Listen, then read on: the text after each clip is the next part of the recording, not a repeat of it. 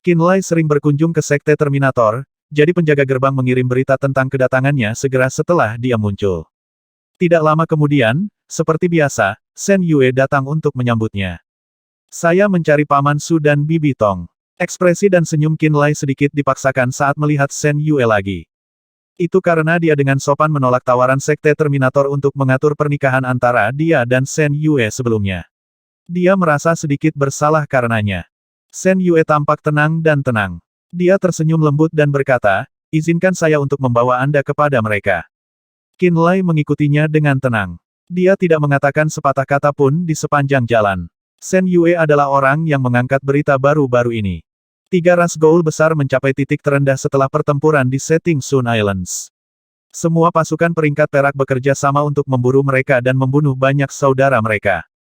Lorong spasial di benua Prism juga dihancurkan oleh Sekte Terminator sehingga mereka tidak dapat melarikan diri kembali ke arus ruang yang kacau.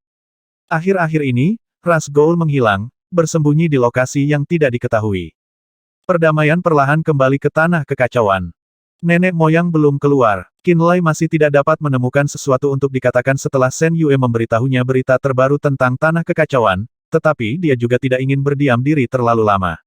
Jadi, dia melemparkan pertanyaan itu dengan santai.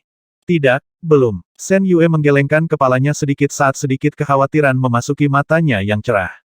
Tidak ada yang tahu kapan dia akan keluar dari pengasingannya juga. Kenaikan ke alam void jauh lebih berbahaya daripada kenaikan ke alam abadi. Ada terlalu banyak ahli yang tewas saat mencoba mencapai terobosan, seperti mantan ketua sekte kita. Dia menghela nafas pelan. Jangan khawatir, leluhur adalah pembudidaya nomor 1 di tanah kekacauan. Dia pasti akan mengatasi rintangan ini dengan aman, Qinlai menghiburnya. Tentu saja, kami berdua berharap leluhur akan muncul dengan selamat, jawab Shen Yue dengan senyum tipis di wajahnya. Keduanya mengobrol sambil berjalan. Beberapa saat kemudian, mereka tiba di lembah tempat Suran dan istrinya berkultivasi. Shen Yue tidak pernah mengungkit masalah pertunangan. Ada hal lain yang harus kulakukan, jadi aku tidak akan menemanimu masuk. Dia membungkuk sedikit dan mengucapkan selamat tinggal padanya di pintu masuk lembah. Kemudian, dia pergi sambil terlihat sedikit kesepian. Qinlai tidak segera pergi ke lembah. Dia melihat dia pergi lebih jauh dan lebih jauh dengan ekspresi rumit di wajahnya. Dia bisa merasakan bahwa celah telah terbuka antara Shen Yue dan dia meskipun dia tidak mengatakan sepatah kata pun tentang pertunangan. Dia tahu bahwa Shen Yue sudah mulai menjauh darinya atas kemauannya sendiri. Shen Yue sama bagusnya dengan Song Tingyu dalam segala hal. Suran tiba-tiba muncul dan berdiri di sampingnya. Jika dia berada di posisi Song Tingyu, dia akan melakukannya dengan baik. Faktanya, latar belakang, kultivasi, dan kecerdasannya bahkan sedikit melebihi Song Tingyu. Qinlai tersenyum kecut. Ada banyak orang lain yang lebih baik dari Tingyu. Apakah itu berarti saya harus menerima semuanya? Suran tertawa keras. Jika Anda dan para wanita itu tidak keberatan, mengapa tidak? Ah, benarkah? Tong Zenzhen menyela. Ada banyak orang yang lebih baik dariku juga, bukan? Wajah Suran menegang sebelum dia melanjutkan dengan pernyataan tekad yang besar, tidak pernah. Tidak ada yang lebih baik darimu di hatiku. Tong Zenzhen mendengus sebelum memberitahu Qinlai, saya mendukung keputusan Anda. Apakah kamu tidak mendengarkan omong kosong tua bodoh ini? Kamu dengar. Qinlai buru-buru menggenggam tangannya sebagai ucapan terima kasih. Suran tertawa datar sebagai tanggapan. Jadi, mengapa kamu datang kepada kami? Tong Zenzhen bertanya. Aku baru saja kembali dari benua Nether. Qinlai melompat langsung ke inti masalah. Kamu benar terakhir kali. Balap burung Vermilion dan kami berbagi musuh. Kita, mata Tong Zenzhen berkedip. Siapa sebenarnya yang kamu maksud dengan kami? 3 ras hebat dari Nether Realm. Flaming Sun Island, Qinlai terdiam beberapa saat sebelum menambahkan, dan keluarga Qin. Suran dan Tong Zenzhen bergetar tiba-tiba. Beberapa saat kemudian, Tong Zenzhen menarik napas dalam-dalam sebelum berseru dengan mata yang tampak aneh. Aku tahu itu. Tolong rahasiakan ini, pinta Qinlai. Tentu saja. Kami akan menjaga rahasia ini dengan sungguh-sungguh mengingat jumlah kepercayaan yang Anda berikan kepada kami. Tong Zenzhen berkata dengan serius. Dengan keluarga Qin mendukung kami dari bayang-bayang, saya yakin bahwa saya dapat meyakinkan burung Vermilion peringkat 9 dan klan kami yang tersebar untuk bersatu melawan Blue Flame Manor. Six Ways Alliance tidak akan pernah mengganggu tahap awal perang kecuali Blue Flame Manor berada di ambang kehancuran. Para ahli itu hanya akan ikut campur jika Blue Flame Manor terputus-putus. Ketika itu terjadi, saya berharap keluarga Qin dapat melangkah dan menghentikan mereka dari bertindak sembrono. Saya tidak berani menjamin bahwa keluarga Qin akan bertindak. Qin Lai mengerutkan kening. Saya belum berkomunikasi dengan kakek saya. Apakah kakekmu yang menarik tali di balik penarikan hukuman Netherrealm dari Skymander Palace dan apakah kakekmu yang menyelamatkan Netherrealm 30 tahun yang lalu? Tong Zenzhen bertanya dengan serius. Itu benar, jawab Qin Lai. Kalau begitu sudah cukup. Tong Zenzhen tersenyum dan santai. 3 ras besar Netherrealm mungkin adalah pion yang sangat penting dalam skema kakekmu. Tidak mungkin dia akan membuangnya. Ini berarti keluarga Qin akan menghentikan aliansi 6 cara jika mereka mencoba membantu Blue Flame Manor. Dia pasti telah meramalkan bahwa benua Nether akan berbenturan dengan Blue Flame Manor mengingat dia meminta istana Skymander untuk menarik penilaian mereka, jadi dia pasti memiliki rencana rahasia lain untuk melindungi benua Nether juga. Kembalinya 3 ras besar benua Nether mungkin merupakan langkah cerdas oleh keluarga Qin dalam upaya mereka untuk kembali ke dunia tengah. Dia tidak akan membiarkan 3 ahli hebat dari Netherrealm dihilangkan sebelum dia bisa membalas dendam terhadap mereka. Qin Lai tampak terkejut. Mengapa kamu begitu yakin bahwa keluarga Qin akan muncul? Tentunya kamu tahu apa yang bisa dilakukan kakekmu, bukan? Tong Zenzhen bertanya sambil tersenyum. Mata Qin Lai menjadi redup. Baru pada saat itulah Tong Zenzhen menyadari bahwa rumor yang didengar Suran adalah benar. Qin Lai telah kehilangan ingatannya tentang masa lalu. Dia menambahkan, aku bisa berjanji atas nama Vermilion Bird Rache maka kita akan kembali ke Vermilion Bird Realm saat Netherrealm dan Blue Flame Manor terlibat dalam perang habis-habisan. Kami akan memastikan bahwa tidak ada ahli Blue Flame Manor yang tersisa di Vermilion Bird Realm yang akan lolos hidup-hidup. Tuan Tong Yan sendiri akan menuju ke Blue Flame Manor dan bertarung melawan Kai Ken. Sangat baik. Qin Lai mengangguk kuat. Apakah kamu sudah menangani masalah Ghost Eye Rache? Tong Zenzhen kemudian bertanya dengan prihatin. Dari apa yang saya pelajari, kepala Ghost Eye Rache saat ini, Gray, tidak mengakui keluarga Ling sebagai Dark Nether Rache. Jika mereka menolak untuk bekerja sama, keluarga Ling, ras iblis bertanduk, dan ras bayangan gelap akan ditempatkan di tempat yang sangat sulit. Gray telah bersumpah setia atas nama Ghost Eye Rache, kata Qin Lai dengan tenang. Tong Zenzhen terkejut dengan jawabannya. Menatapnya dalam-dalam, dia tiba-tiba berkata, saya telah mendengar tentang reputasi Anda dari 300 tahun yang lalu. Sejujurnya, reputasi Anda sebelumnya adalah buruk. Tapi hari ini, Anda benar-benar pantas mendapatkan gelar generasi ketiga keluarga Qin. Di sebelah timur benua pembantaian surgawi, ada banyak pulau yang tersebar di permukaan laut seperti bintang. Avatar dewa jahat setinggi hampir 100 meter dengan layar coklat biru, sepasang sayap, dan tanduk banteng yang tampak menyeramkan mengepakkan sayapnya dengan cepat melintasi permukaan laut. Gao Yu dan Jia Yue duduk di bahu dewa jahat itu. Mereka sering melihat ke belakang dengan ekspresi kecemasan di wajah mereka. Di belakang mereka, banyak orang barbar timur, menunggangi semua jenis burung roh atau artefak roh terbang, mengejar mereka tanpa terburu-buru. Banyak pulau Black Voodoo Cult dan Illusory Demon Sekte dijarah oleh orang barbar timur karena kebetulan mereka sedang mengejar. Ada yang tidak beres, kata Gao Yu dengan mata dingin dan ekspresi gelap di wajahnya. Jumlah mereka bertambah, tetapi mereka bergerak semakin lambat karena suatu alasan. Seharusnya tidak sulit bagi mereka untuk menangkap kita. Jia Yue juga bingung. Tidak hanya suku barbar putih yang mengejar kita, suku barbar merah dan suku barbar hitam juga bergabung. Saya bahkan memperhatikan beberapa tetua klan alam abadi di antara mereka. Kita tidak mungkin pantas mendapatkan perhatian dari para orang menyebalkan tua itu, bukan belum lagi urusan orang barbar kulit putih bukanlah urusan orang barbar kulit hitam atau urusan orang barbar merah. Apa yang terjadi di alam roh? Saya pikir mereka mengambil kesempatan untuk memulai perang, kata Gao Yu dingin. Jia Yue tiba-tiba bereaksi. Saya pikir Anda benar. Orang-orang barbar timur dan 9 pasukan peringkat perak dari tanah kekacauan akan saling bentrok sesekali. Di masa lalu, pasukan peringkat perak dari tanah kekacauan biasanya adalah orang-orang yang bersekongkol melawan barbar timur terlebih dahulu. Orang barbar timur tinggal di laut paling timur dari benua pembantaian surgawi. Pulau-pulau yang tak terhitung jumlahnya berserakan di bagian laut itu, tertutup kabut yang tidak wajar dari tahun ke tahun. Ada banyak alam terlarang di tempat itu, dan semua pasukan peringkat perak manusia yang berkelana jauh ke wilayah barbar timur biasanya akan kembali dengan kekalahan. Setiap kali pasukan peringkat perak dari tanah kekacauan menderita kerugian besar dari perselisihan internal, orang-orang barbar timur akan mengambil kesempatan untuk menyerang mereka. Sekte Iblis Ilusi Pembantaian Benua Surgawi dan Kultus Voodoo Hitam memiliki banyak pulau di laut yang berdiri di antara mereka dan orang-orang barbar timur. Pulau-pulau ini adalah target pertama orang barbar timur.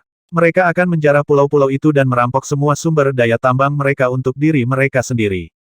Selama bertahun-tahun, alasan Black Voodoo Cult dan Illusory Demon Sect tidak terlibat dalam perang habis-habisan meskipun tinggal di benua yang sama adalah karena mereka memiliki musuh yang sama, barbar timur. Hari ini, tiga ras hantu besar tidak lagi merusak tanah kekacauan, Sekte Iblis Ilusi telah kehilangan banyak kekuatannya karena invasi, dan kultus Voodoo Hitam sebagian besar melemah karena serangan gabungan Qinlai, Jiang Zuze dan Sueli. Melihat bahwa ada celah bagi mereka untuk menyelinap masuk, orang-orang barbar timur memutuskan untuk menyerang tanah kekacauan dengan dalih menangkap para pengkhianat. Aku mendengar dari Bibi Bailey bahwa saudaramu, Qinlai, baik-baik saja di tanah kekacauan. Apakah Anda pikir dia akan berani membawa kita masuk? Jia Yue tiba-tiba bertanya. Aku tidak ingin menyusahkannya. Gao Yu menggelengkan kepalanya dengan kaku. Kamu hampir di ujung talimu, tapi kamu sama keras kepala seperti sebelumnya. Jia Yue menatapnya dengan tajam sebelum berkata, kamu banyak membantunya di makam dewa, bukan mungkin hanya kamu yang menganggapnya sebagai saudara. Mungkin dia sama sekali tidak peduli padamu. Dia bukan orang seperti itu. Gao Yu mengerutkan kening. Jia Yue tiba-tiba berkata dengan ekspresi sedih di wajahnya, itu karena kamu, ayahku kehilangan kursinya sebagai kepala klan dan ibuku diasingkan dari suku barbar putih. Saya awalnya mutiara orang barbar putih, tapi sekarang saya tidak punya pilihan selain melarikan diri ke tanah kekacauan dengan Anda. Anda berjanji kepada saya bahwa Anda akan membalas dendam untuk saya. Selama aku masih hidup, aku akan kembali ke suku barbar putih dan membunuh semua orang yang menjebak orang tuamu. Kata Gao Yu. Tapi aku khawatir kita tidak akan bertahan cukup lama untuk melihat hari itu. Jia Yue tersenyum pahit. Juga, jangan lupa bahwa kamu hanya satu orang. Bagaimana Anda bisa bertarung melawan seluruh suku barbar putih dan jangan lupa tentang Scarlet Barbarian Tribe dan Black Barbarian Tribe, mereka semua adalah satu dan sama. Apakah Anda pikir Anda bisa mengalahkan semua orang barbar timur sendirian? Gao Yu terdiam. Dia tiba-tiba menyadari bahwa dia telah sendirian dari awal sampai sekarang. Dia tidak memiliki pelindung atau latar belakang. Faktanya, satu-satunya orang yang bisa dia sebut sebagai teman adalah Qinlai. Mungkin ada seseorang di luar sana yang begitu kuat sehingga mereka dapat melakukan apapun yang mereka inginkan dan tidak takut pada siapapun di dunia yang keras ini. Jia Yue menghela nafas. Namun, bahkan para ahli Genesis Realm di dunia tengah mendapat dukungan dari pasukan dan keluarga mereka. Bahkan mereka harus terhubung dengan praktisi bela diri lain dari alam yang sama untuk menghindari pengeroyokan dan pembunuhan. Alasan saya ingin Anda datang ke suku barbar putih adalah agar Anda tidak perlu berkultivasi sendirian. Saya tidak ingin melihat Anda tidak dapat mengumpulkan materi roh yang diperlukan untuk membangun altar jiwa Anda ketika Anda akan mencapai alam abadi di masa depan. Sayangnya, pengkhianatan Jiang Zuze berarti bahwa orang-orang barbar timur tidak akan pernah mempercayai siapapun dari tanah kekacauan lagi. Kami juga telah gagal. Jeda kemudian, Jia Yue berkata, Gao Yu, kita harus bergantung pada seseorang jika kita ingin selamat dari ini. Gao Yu terdiam beberapa saat. Akhirnya, dia berkata, jika kita tiba di tanah kekacauan dalam keadaan utuh, saya akan mencari Qinlai dan melihat apakah dia bisa membantu kami. Saat ini dia bukan lagi pria malang yang tidak akan rugi apa-apa di Graveyard of Gods. Dia mengendalikan Flaming Sun Island dan memiliki kekuatan yang cukup besar di Land of Chaos. Sekarang setelah Gao Yu setuju, Jia Yue sebenarnya khawatir apakah Qinlai akan membantu mereka. Dia tersenyum pahit ketika dia berkata, aku khawatir dia sudah melupakan semua tentangmu. Gao Yu juga mengerutkan kening. Sudah bertahun-tahun sejak terakhir kali mereka bertemu, dan Qinlai saat ini adalah orang yang paling mempesona di seluruh tanah kekacauan. Bahkan dia tidak yakin apakah dia masih mengingat persahabatan mereka sejak dulu. Itu sebabnya dia tidak mengatakan apa-apa. Orang-orang barbar timur mendekat. Mereka telah menjarah semua pulau yang kita kuasai di sepanjang jalan. Ini tidak terlihat bagus.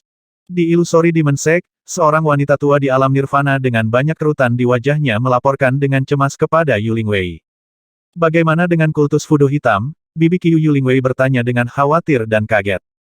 Beberapa praktisi bela diri Nirvana Realm berkumpul di aula utama Sekte Iblis Ilusi. Mereka terlihat sangat khawatir. Dua ahli altar jiwa 3 tingkat Ji Qingpeng dan Yu Tong telah dibunuh oleh 3 ras hantu, sedangkan Chu Miaodan dan Wen Bin dieliminasi oleh Pulau Flaming Sun. Ini berarti bahwa Yu Lingwei adalah satu-satunya ahli altar jiwa yang tersisa di Illusory Demon Sect. Yu Lingwei merasa tidak berdaya dalam situasi ini. Sekarang setelah orang barbar timur menyerang, masa depan tampak mengkhawatirkan dan dipenuhi dengan bahaya yang tidak diketahui. Pemuja Fudo Hitam belum bergerak sama sekali. Wanita tua yang Yu Lingwei sebut sebagai Bibi Qiyu, dipanggil Qiyu Huili.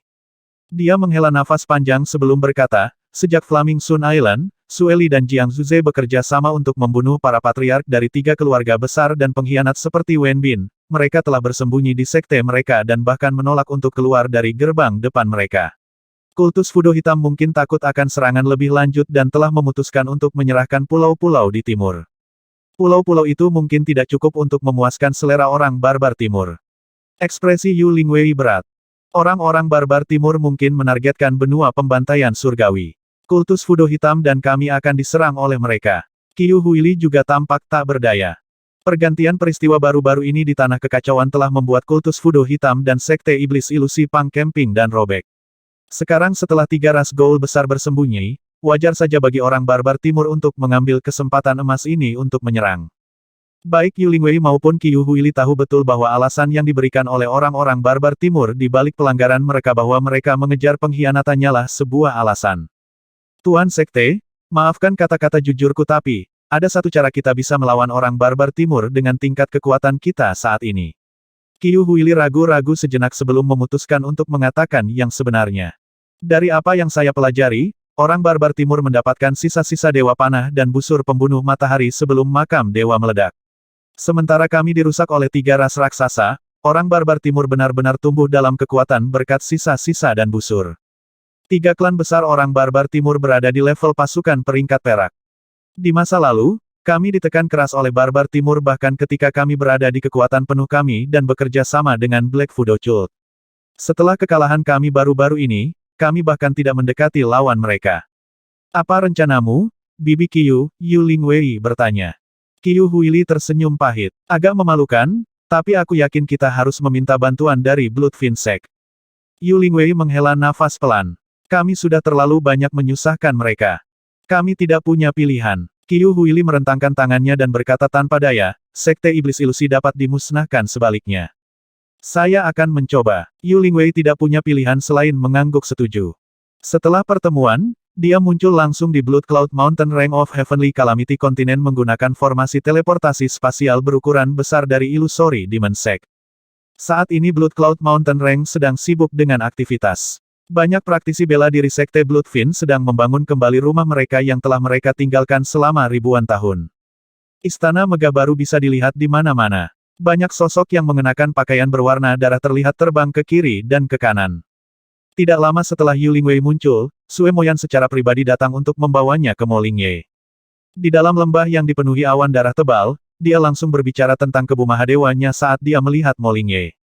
Mo Jun, Meng Feng, dan Hong Bowen juga hadir di pertemuan itu. Mereka semua terdiam setelah mendengar permintaannya. Bahkan Mo Lingye sedikit mengernyit. Kakak, apakah aku menempatkanmu di tempat yang sulit? Yu Lingwei merasa sedikit cemas. Kakak Sue Anda saat ini dalam pengasingan di dalam tanah darah pamungkas. Saya tidak berpikir, dia akan dapat membantu Anda sampai beberapa waktu kemudian. Mata Mo Lingye dipenuhi rasa sakit. Kamu dan aku lebih dekat dari saudara perempuan sejati meskipun kita tidak memiliki hubungan darah, jadi aku tidak akan berbohong padamu. Sueli membunuh banyak anggota Black Fudo Cult ketika kami bekerja sama dengan Jiang Zuze untuk menyerang Black Fudo Cult terakhir kali. Setelah dia kembali, kepribadiannya sangat berubah dan suasana hatinya menjadi sedikit tidak terduga. Kita semua tahu bahwa dia menderita rebound dari fragmen jiwa leluhur darah karena dia menyatu dengan altar jiwanya terlalu tergesa-gesa. Ekspresi Yu Lingwei sedikit berubah. Butuh banyak usaha bagi Nyonya Mo dan Moyan sebelum mereka akhirnya menenangkannya. Mereka melakukan semua yang mereka bisa untuk membujuknya memasuki tanah darah pamungkas dan tinggal di sana sampai dia melenyapkan iblis di dalam hatinya, Sela Mo Jun. Saat ini situasinya sangat berbahaya. Jika dia bertarung lagi sebelum berurusan dengan iblis batiniahnya konsekuensinya tidak akan terpikirkan. Di dalam lembah, semua orang memasang ekspresi berat di wajah mereka. Yu Lingwei juga memperhatikan bahaya dari situasi ini. Bagaimana dengan ini? Biarkan aku melihat apakah Jiang Zuze dapat membantumu, kata Mo Lingye. Semangat Yu Lingwei terangkat sedikit saat dia berkata dengan lembut, terima kasih, saudari. Kata-kata seperti itu tidak diperlukan antara kamu dan aku. Juga, aku hanya mencobanya. Saya tidak berani mengatakan bahwa Jiang Zuze pasti akan membantu Anda. Mo Lingye mengeluarkan kristal berdarah dan memanggil Jiang Zuze tepat di depan Yu Lingwei. Yu Lingwei menatapnya dengan penuh harap. Saat ini, Jiang Zuze sangat terkenal di tanah kekacauan. Dia memiliki banyak ahli dan iblis mayat aneh di bawah komandonya, jadi beban ilusori Demon Sekte pasti akan berkurang jika dia mau membantu mereka. Namun, Mo Lingye dengan cepat mengakhiri komunikasinya dengan Jiang Zuze dan membuka matanya. Mo Lingye menggelengkan kepalanya dan menghela nafas. Dia menolak saat dia mendengar bahwa lawannya adalah orang barbar timur. Dia berkata, dia berutang budi pada mereka. Kembali ketika dia terpojok dan diburu oleh setiap kekuatan peringkat perak di tanah kekacauan, orang-orang barbar timur adalah orang-orang yang membawanya masuk. Dia dan orang-orangnya tidak akan pernah bertarung melawan orang-orang barbar timur demi Anda.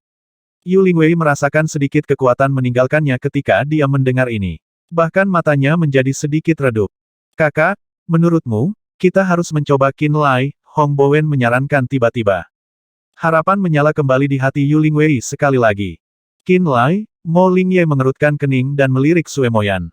Kemudian, dia berkata dengan nada yang rumit, Flaming Sun Island cukup baik untuk tidak mengklaim sekte iblis ilusi untuk diri mereka sendiri sebelumnya.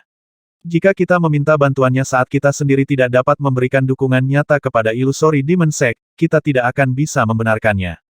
Haruskah aku? Bertanya padanya, Sue Moyan berkata tiba-tiba. Matanya terlihat sedih dan tak berdaya. Dia sudah mengetahui bahwa Qin Lai telah menolak pertunangan. Jika Illusory Demon Sect tidak menghadapi krisis hidup dan mati, dia tidak akan pernah mengambil langkah lain ke Flaming Sun Island lagi. Tidak, itu tidak mungkin kamu. Yu Lingwei berseru dengan lembut. Dia tahu tentang ini juga, dan dia tahu bahwa Sue Moyan sudah sangat terluka oleh penolakan itu. Dia tidak mungkin menuangkan garam ke lukanya lagi. Kamu tidak diizinkan pergi. Mo Lingye juga memarahinya. Master Sekte Yu, sudahkah Anda mencoba Gunung Pedang Surgawi, Sekte Terminator, dan pasukan peringkat perak lainnya? Mo Jun bertanya lagi. Yu Lingwei menjawab dengan putus asa, ya, tetapi mereka tidak menanggapi sama sekali. Semua orang di lembah tiba-tiba terdiam. Lama kemudian, Hong Bowen tiba-tiba memecah kesunyian. Ada sesuatu yang saya tidak yakin apakah saya harus mengatakan, dia menatap ragu-ragu pada kerumunan. Apalagi yang tidak bisa dikatakan saat ini Yu Lingwei menghela nafas. Kalau begitu, maafkan aku atas kekasaranku. Saat ini, Illusory Demon Sekte tidak bisa bertarung melawan Black Fudo Cult di benua pembantaian surgawi atau salah satu dari suku barbar timur yang hebat tanpa dukungan eksternal. Hong Bowen tidak berani menatap mata Yu Lingwei ketika dia mengatakan ini. Dia melanjutkan dengan suara lembut, setelah kehilangan Ji Qingpeng, Wen Bin, Chu Miaodan, dan Yu Tong, kamu adalah satu-satunya praktisi bela diri altar jiwa yang tersisa di Illusory Demon Sect. Selain itu, mata jahat, api surgawi dan lebih banyak lagi pasukan peringkat tembaga yang awalnya di bawah komando Sekte Iblis Ilusi dihancurkan atau dipukuli oleh ras Goul Biru juga. Ekspresi Yu Lingwei berubah sedikit tidak wajar, dan jejak kesusahan dan ketidakberdayaan memasuki matanya. Namun, dia tahu bahwa penilaian Hong Bowen benar, jadi dia tidak membalasnya.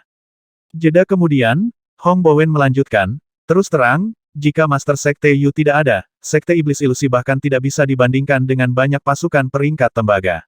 Anda tidak memiliki pasukan bawahan untuk mendukung Anda tidak memiliki ahli altar jiwa untuk membantu Anda, dan Anda bahkan kehilangan sebagian besar ahli inti Anda. Jika Illusory Demon Sect masih ingin menguasai wilayah asli mereka, maka Anda mungkin memiliki untuk memikirkan cara lain. Dan apa jalan itu? Yu Lingwei bertanya.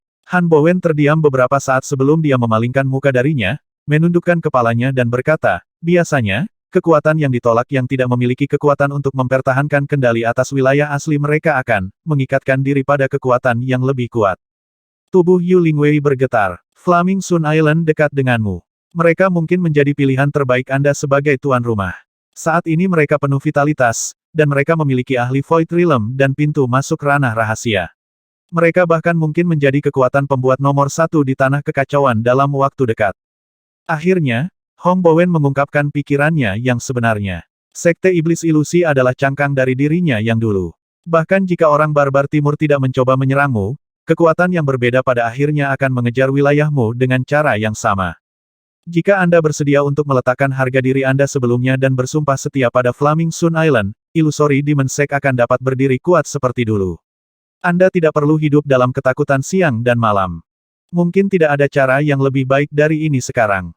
Pikiran Yu Lingwei menjadi kosong setelah dia mengatakan ini. Dia tidak bisa pulih sampai waktu yang sangat lama kemudian.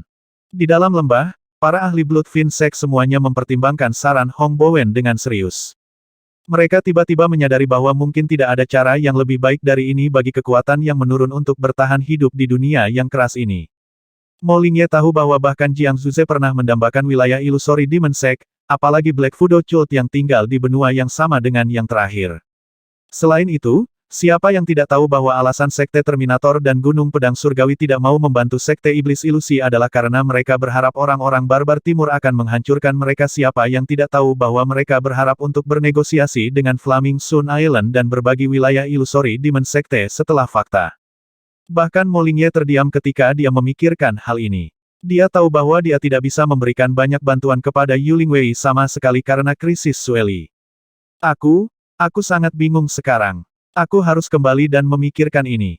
Lama kemudian, Yu Lingwei meninggalkan kata-kata ini sebelum dia akhirnya pergi dari pertemuan sambil masih linglung.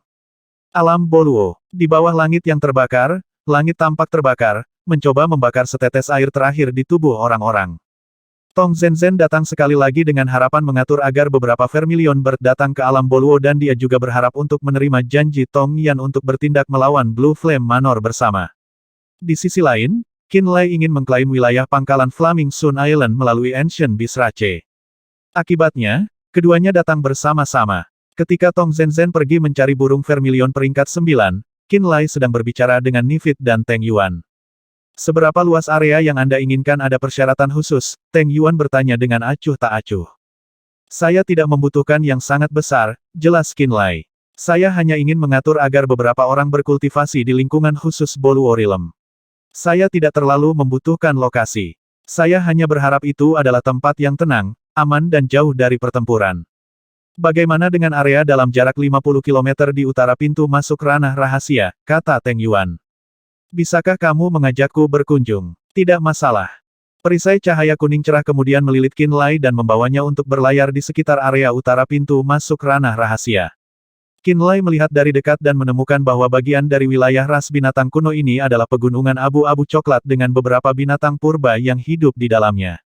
Lihat ke sana. Nifit menunjuk ke langit. Melihat ke atas, Qin Lai menemukan sekitar 7 pulau dengan ukuran berbeda mengambang di udara. Yang terkecil di antara mereka sedikit lebih besar dari Pulau Terapung Limu. Namun yang terbesar, lebih besar dari Flaming Sun Island, Grey Island dan Blood Island ditambahkan bersama. Manusia suka bercocok tanam di Pulau Terapung, Kuil Bulan, Istana Matahari dan keluarga semuanya seperti itu. Nifit memutar mulutnya. Kami binatang purba, dan ras Boluo Realm, suka membangun diri kami di tanah yang kokoh. Kami tidak suka perasaan berada di udara. 7 pulau terapung ini semuanya berada dalam jarak 100 mil dari kami. Mereka secara alami akan menjadi milik kami, kepadamu. Mata Qin Lai tiba-tiba menyala. Ketujuh pulau itu berada ribuan meter di atas bumi. Mereka akan langsung menghadapi panasnya 3 matahari di siang hari dan mandi di bawah sinar bulan di malam hari. Tang Beidou dan Lu Yi pasti akan merasa nyaman berkultivasi di 7 pulau ini. Lokasi yang bagus, pujinya. Gravitasi Boluo Realm 10 kali lipat dari Spirit Realm namun batu-batu menakjubkan bisa melayang di langit. Dia kagum akan hal ini. Garis keturunan saya baru-baru ini mencapai peringkat 6. Saya perlu meminjam danau magma gunung berapi untuk berkultivasi. Apakah kalian berdua punya tempat untuk direkomendasikan? Setelah menentukan lokasi, dia santai dan bertanya lagi. Kamu ingin tempat Tong Yan, teriak Nifit. Saya akan menjadi satu-satunya yang berkultivasi di sana, jelas Qin Lai. Nifit menghela nafas lega. Dia berkata, kalau begitu tidak akan ada masalah. Ada banyak gunung berapi tempat Vermilion Bird dan Flame Rache tinggal. Flame Rache, kamu tidak boleh pergi ke sana sekarang. Tapi kamu bisa pergi kemana saja di Vermilion Bird Raches wilayah. Itu yang terbaik, Qin Lai tertawa. Bum bum bum. Saat ketiganya berbicara, gemuruh datang dari cakrawala. Qin Lai melihat dari jauh dan menemukan sesuatu seperti gunung emas kecil yang bergerak melalui hutan. Di bawah iluminasi matahari, cahaya keemasan yang dipantulkan menyilaukan. Banderas akan datang, Teng Yuan mencibir. Kabut tua ini bergerak cepat, gumam Nifit. Qin Lai tercengang. Kemudian dia melihat dan menemukan gunung emas yang bergerak itu adalah raksasa emas yang pernah dia lihat sebelumnya. Raksasa emas menyebabkan hutan dan gunung bergetar saat dia berjalan. Bumi mengeluarkan bunyi gedebuk yang bergema. Banderas menggangguku berkali-kali untuk segera memberitahunya jika kamu datang lagi, kata Teng Yuan dengan ekspresi tak berdaya. Dia sangat menggangguku sehingga aku mengiriminya pesan ketika kamu datang. Apa yang dia inginkan dariku? Qin Lai bertanya. Apalagi? Nifit mendengus. Dia tahu bahwa kami binatang purba memperoleh sejumlah besar bahan kultivasi melalui kamu, dia juga ingin berdagang denganmu. Qin Lai segera tersenyum dan berkata, biarkan dia datang. Tyler juga akan segera hadir, kata Teng Yuan. Lebih banyak lebih baik. Qin Lai tersenyum lebih bahagia. Dia tahu bahwa Tyler adalah ahli ras penjara hitam, dan Banderas adalah kepala ras raksasa. Keduanya bisa mewakili ras mereka masing-masing. Tempat-tempat di mana ras penjara hitam dan ras raksasa tinggal menghasilkan semua jenis bahan roh yang berharga, banyak yang tidak dimiliki oleh ras binatang kuno. Melalui bisnis dengan ras binatang kuno, dia mendapat untung besar. Bagaimana dia bisa menolak ras raksasa dan ras penjara hitam datang kepadanya untuk urusan bisnis? Flaming Sun Island harus berkembang, harus menyediakan material spirit bagi praktisi Nirvana Realm mereka untuk membangun Soul Altars. Selain itu, dia harus membantu Ling Yuxi melawan Blue Flame Manor. Itu juga akan membutuhkan sejumlah besar bahan roh dan batu roh. Karena itu, dia harus menghasilkan lebih banyak keuntungan melalui Boluo Realm. Ras penjara hitam dan ras raksasa harus melewatinya untuk mengumpulkan bahan langka yang tidak pernah bisa dihasilkan oleh Boluo Realm. Bisnis ini menguntungkan kedua belah pihak. Ark. Banderas raksasa emas tiba-tiba berteriak ketika dia akan tiba. Embusan angin naik di bagian hutan itu, pohon-pohon tua bergoyang, daun-daun beterbangan ke udara saat ranting-rantingnya retak dan patah. Klan binatang kuno di dekatnya dengan cepat pindah. Ketika raksasa emas mendekat, Qin Lai melihat raksasa ini yang bahkan lebih besar dari mayat dewa dan memiliki tas besar di bahu emasnya. Tas itu sepertinya bisa memuat ratusan orang. Saat dia bergerak, dia tampak sangat berhati-hati. Dia tidak membiarkan tas besar itu mendarat di tanah seolah-olah dia takut akan merusak isinya. Jangan berteriak sembarangan, Teng Yuan memarahi. Banderas tertawa terbuka, dan menggaruk kepalanya dengan satu tangan. Dia berkata, saya terlalu senang, saya menunggu terlalu lama untuk kedatangan tamu terhormat ini. Saat dia berbicara, dia melangkah maju dengan langkah besar, membuat jalan melalui hutan sampai dia mencapai tempat Qin Lai dan yang lainnya berada. Pada saat ini, Qin Lai berada di gunung abu-abu coklat kecil. Ketika Banderas datang, dia menemukan kepala Banderas hampir sama tingginya dengan gunung. Dia meringis di dalam. Dibandingkan dengan Banderas, mayat dewa dan avatar dewa iblis dari alam neter tiba-tiba tampak kecil. Dan dia, di mata Banderas, mungkin saja, seekor serangga kecil. Barangnya ada di sini, lihatlah. Banderas berhenti dan dengan hati-hati meletakkan tas besar yang dibawanya. Kemudian, dia membuka tas dan mengeluarkan 700 kg bahan roh. Biji emas berkilauan adalah hal pertama yang diambil dan diletakkan di gunung tempat Qin Lai berada. Biji itu mengandung benang emas yang tampak seperti pola naga yang sepertinya mengandung beberapa misteri yang mendalam. Surga kelas 5, emas pola naga. Qin Lai berteriak kaget. Kemudian, beberapa lusin lempengan kayu aneh dikeluarkan. Lembaran itu memiliki butiran seperti naga melingkar yang melilit batangnya seperti naga yang akan terbang. Kayu naga melonjak diproduksi di tempat yang sama dengan emas pola naga. Surga kelas 6. Banderas dengan hati-hati mengeluarkan 6 toples seukuran kepala dan dengan hati-hati meletakkannya di kaki Qin Lai. Botol-botol itu berisi cairan biru. Qin Lai melihat ke bawah dan sepertinya melihat pantulan jiwa sejatinya di dalam cairan. Cairan jiwa giok. Qin Lai berubah warna. Banderas tertawa dan berkata, tidak buruk, kan? Dia kemudian mengeluarkan besi api hitam, topas bumi tebal, dan bahan berharga lainnya yang hampir tidak mungkin ditemukan di tanah kekacauan. Qin Lai tampak bingung dengan ekspresi terkejut. Bahan roh yang dikeluarkan Banderas hampir semua bahan roh kelas surga. Mereka bahkan lebih berharga daripada materi ras binatang kuno. Ini adalah bahan yang kami butuhkan. Bisakah Anda membantu kami mengumpulkannya? Selama linglung, Banderas dengan malu menyerahkan daftar yang ditulis dalam bahasa umum Spirit Realm. Ketika kita berdagang dengan Sun Palace sebelumnya, material roh kita hanya bisa ditukar dengan sejumlah kecil barang dalam daftar. Bagaimana menurutmu? 30 kali. Qin Lai berkata dengan cepat setelah melihat daftar itu dengan cepat. Aku bisa memberimu 30 kali lipat materi dalam daftar. Banderas tiba-tiba memancarkan cahaya keemasan yang menyilaukan. Dia mengangguk dengan sungguh-sungguh ke arah Qin Lai dan berkata dengan penuh semangat, terima kasih.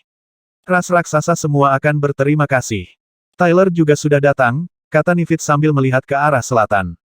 Mereka telah sangat ditekan oleh Serene Moon Rache baru-baru ini, dan mereka juga menyerang si Rache. Bertarung di dua front seperti itu membutuhkan bahan roh yang cukup, Teng Yuan mencibir dan berkata.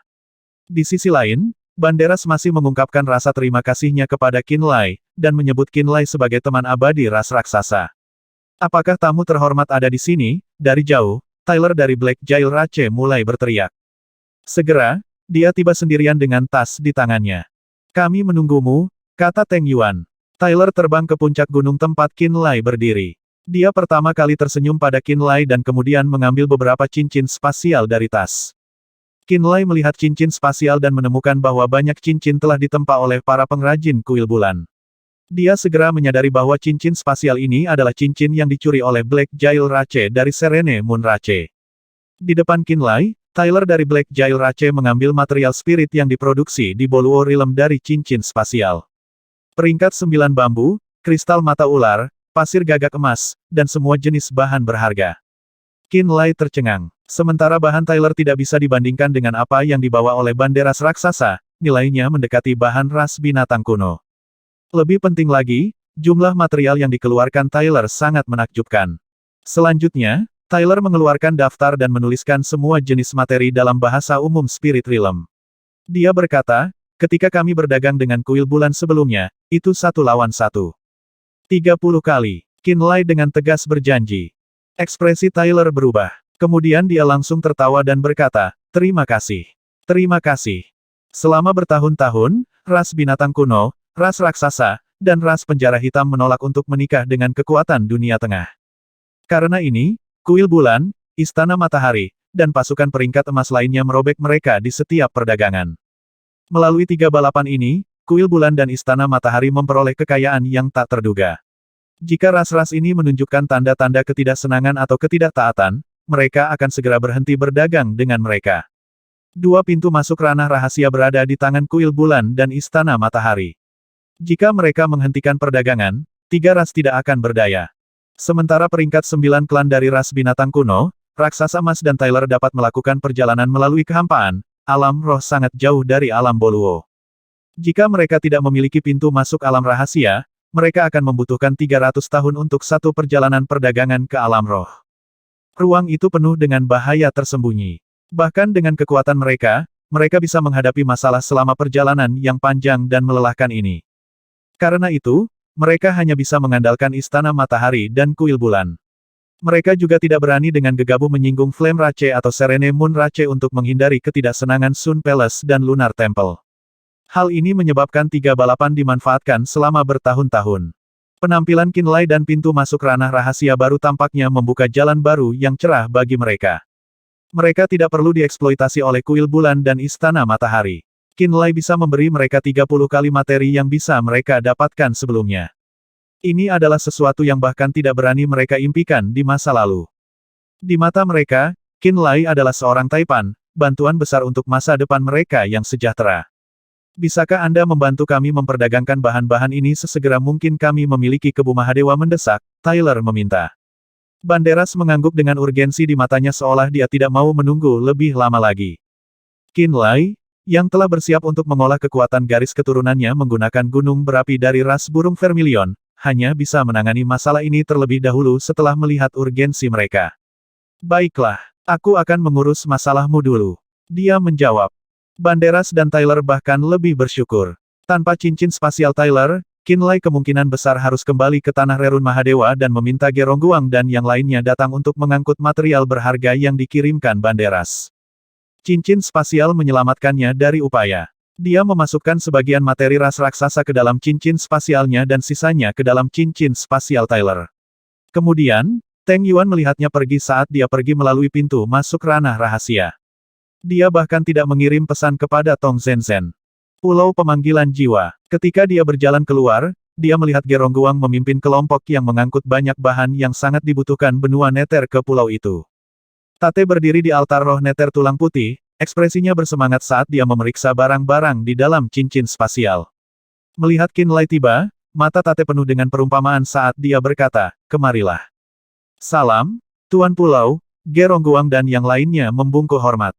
Kemudian Gerongguang berkata, mengikuti perintah Anda, kami bergegas dengan kumpulan bahan ini. Qinlai terbatuk dan berkata, apa yang dikatakan Nona Song? Semuanya sesuai dengan perintah Tuan Pulau. Nona Song, sepenuhnya mendukung keputusan Tuan Pulau, kata Gerongguang dengan sungguh-sungguh. Qinlai menggosok hidungnya dan tertawa kering. Dia tidak mengatakan apa-apa. Dia tahu bahwa dengan kecerdasan Song Tingyu, dia akan menebak kemana cincin roh ini akan dikirim hanya dari isinya. Kepergian Lapu dan hilangnya Luz dan ras bayangan kegelapan menyebabkan Song Tingyu tahu lebih banyak tentang tindakannya. Di benua Nether adalah Ling Yuxi dan keluarga Ling. Dia khawatir Song Tingyu akan memiliki masalah dengan pengiriman kekayaan yang telah dikumpulkan dengan susah payah oleh Flaming Sun Island secara gratis. Saya telah mencapai kesepakatan dengan ras penjara hitam dan ras raksasa Boluorilem. Qinlai tersenyum dan berkata, kekayaan yang akan kita peroleh kali ini akan cukup untuk menebus kerugian, jangan khawatir. Bawahan ini akan bertindak sesuai dengan perintah Tuan Pulau, dan tidak akan memiliki pikiran lain, kata Gerongguang dengan kepala tertunduk. Mengangguk puas, Qinlai akan memberikan cincin spasial yang baru saja diperolehnya dan daftar bahan yang dibutuhkan oleh ras penjara hitam dan ras raksasa kepada Gerongguang.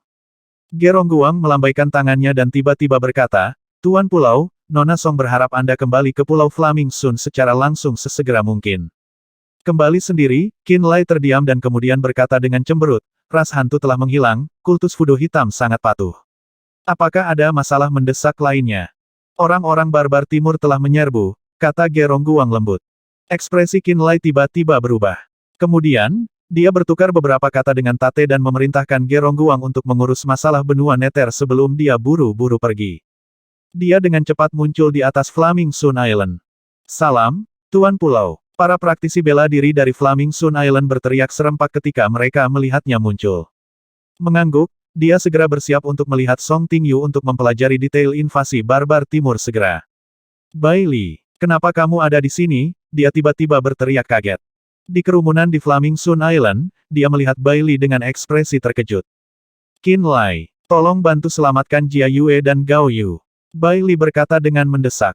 Kemarilah untuk berbicara. Qinlai memberi isyarat dengan tangannya dan kemudian membawa Bailey ke istana tempat Pulau Flaming Sun mendiskusikan hal-hal penting.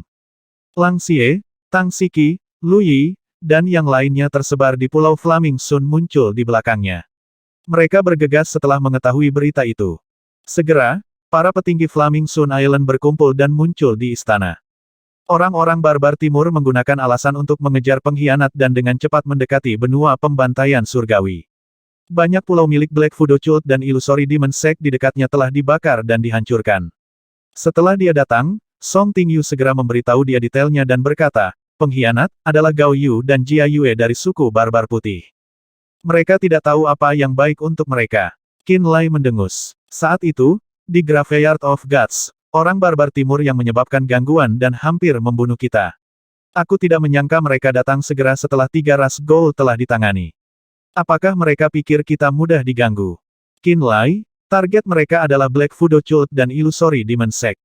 Ekspresi Lu Yi tenang dan matanya bersinar dengan cahaya gelap. Mungkin kita harus membuat orang-orang barbar timur melukai Sekte Fudo Hitam dan Sekte Iblis Ilusi. Kita hanya akan mendapat manfaat darinya. Namun ketika dia selesai mengatakan ini, dia menemukan bahwa Song Tingyu, Mo Hai, Tang Siki, Yao Tai, dan yang lainnya memiliki ekspresi aneh. Dia tidak tahu apa yang salah dengan sarannya. Ini tidak ada hubungannya dengan Black Fudo Cult dan Illusory Demon Sect. Qinlai menarik napas dalam-dalam dan berkata dengan ekspresi kasar, mereka mengejar Gao Yu. Aku tidak akan membiarkan apapun terjadi pada Gao Yu. Bailey yang mendengarkan diam-diam di samping merasa sulit untuk percaya, matanya berkedip dengan cahaya aneh. Hanya Song Tingyu, Mo Hai, Yao Tai, Tang Siki, dan orang lain yang lebih berpengalaman yang tahu tentang hubungan antara Qinlai dan Gao Yu. Akibatnya, mereka tidak penuh dengan Schadenfreude seperti Lu Yi.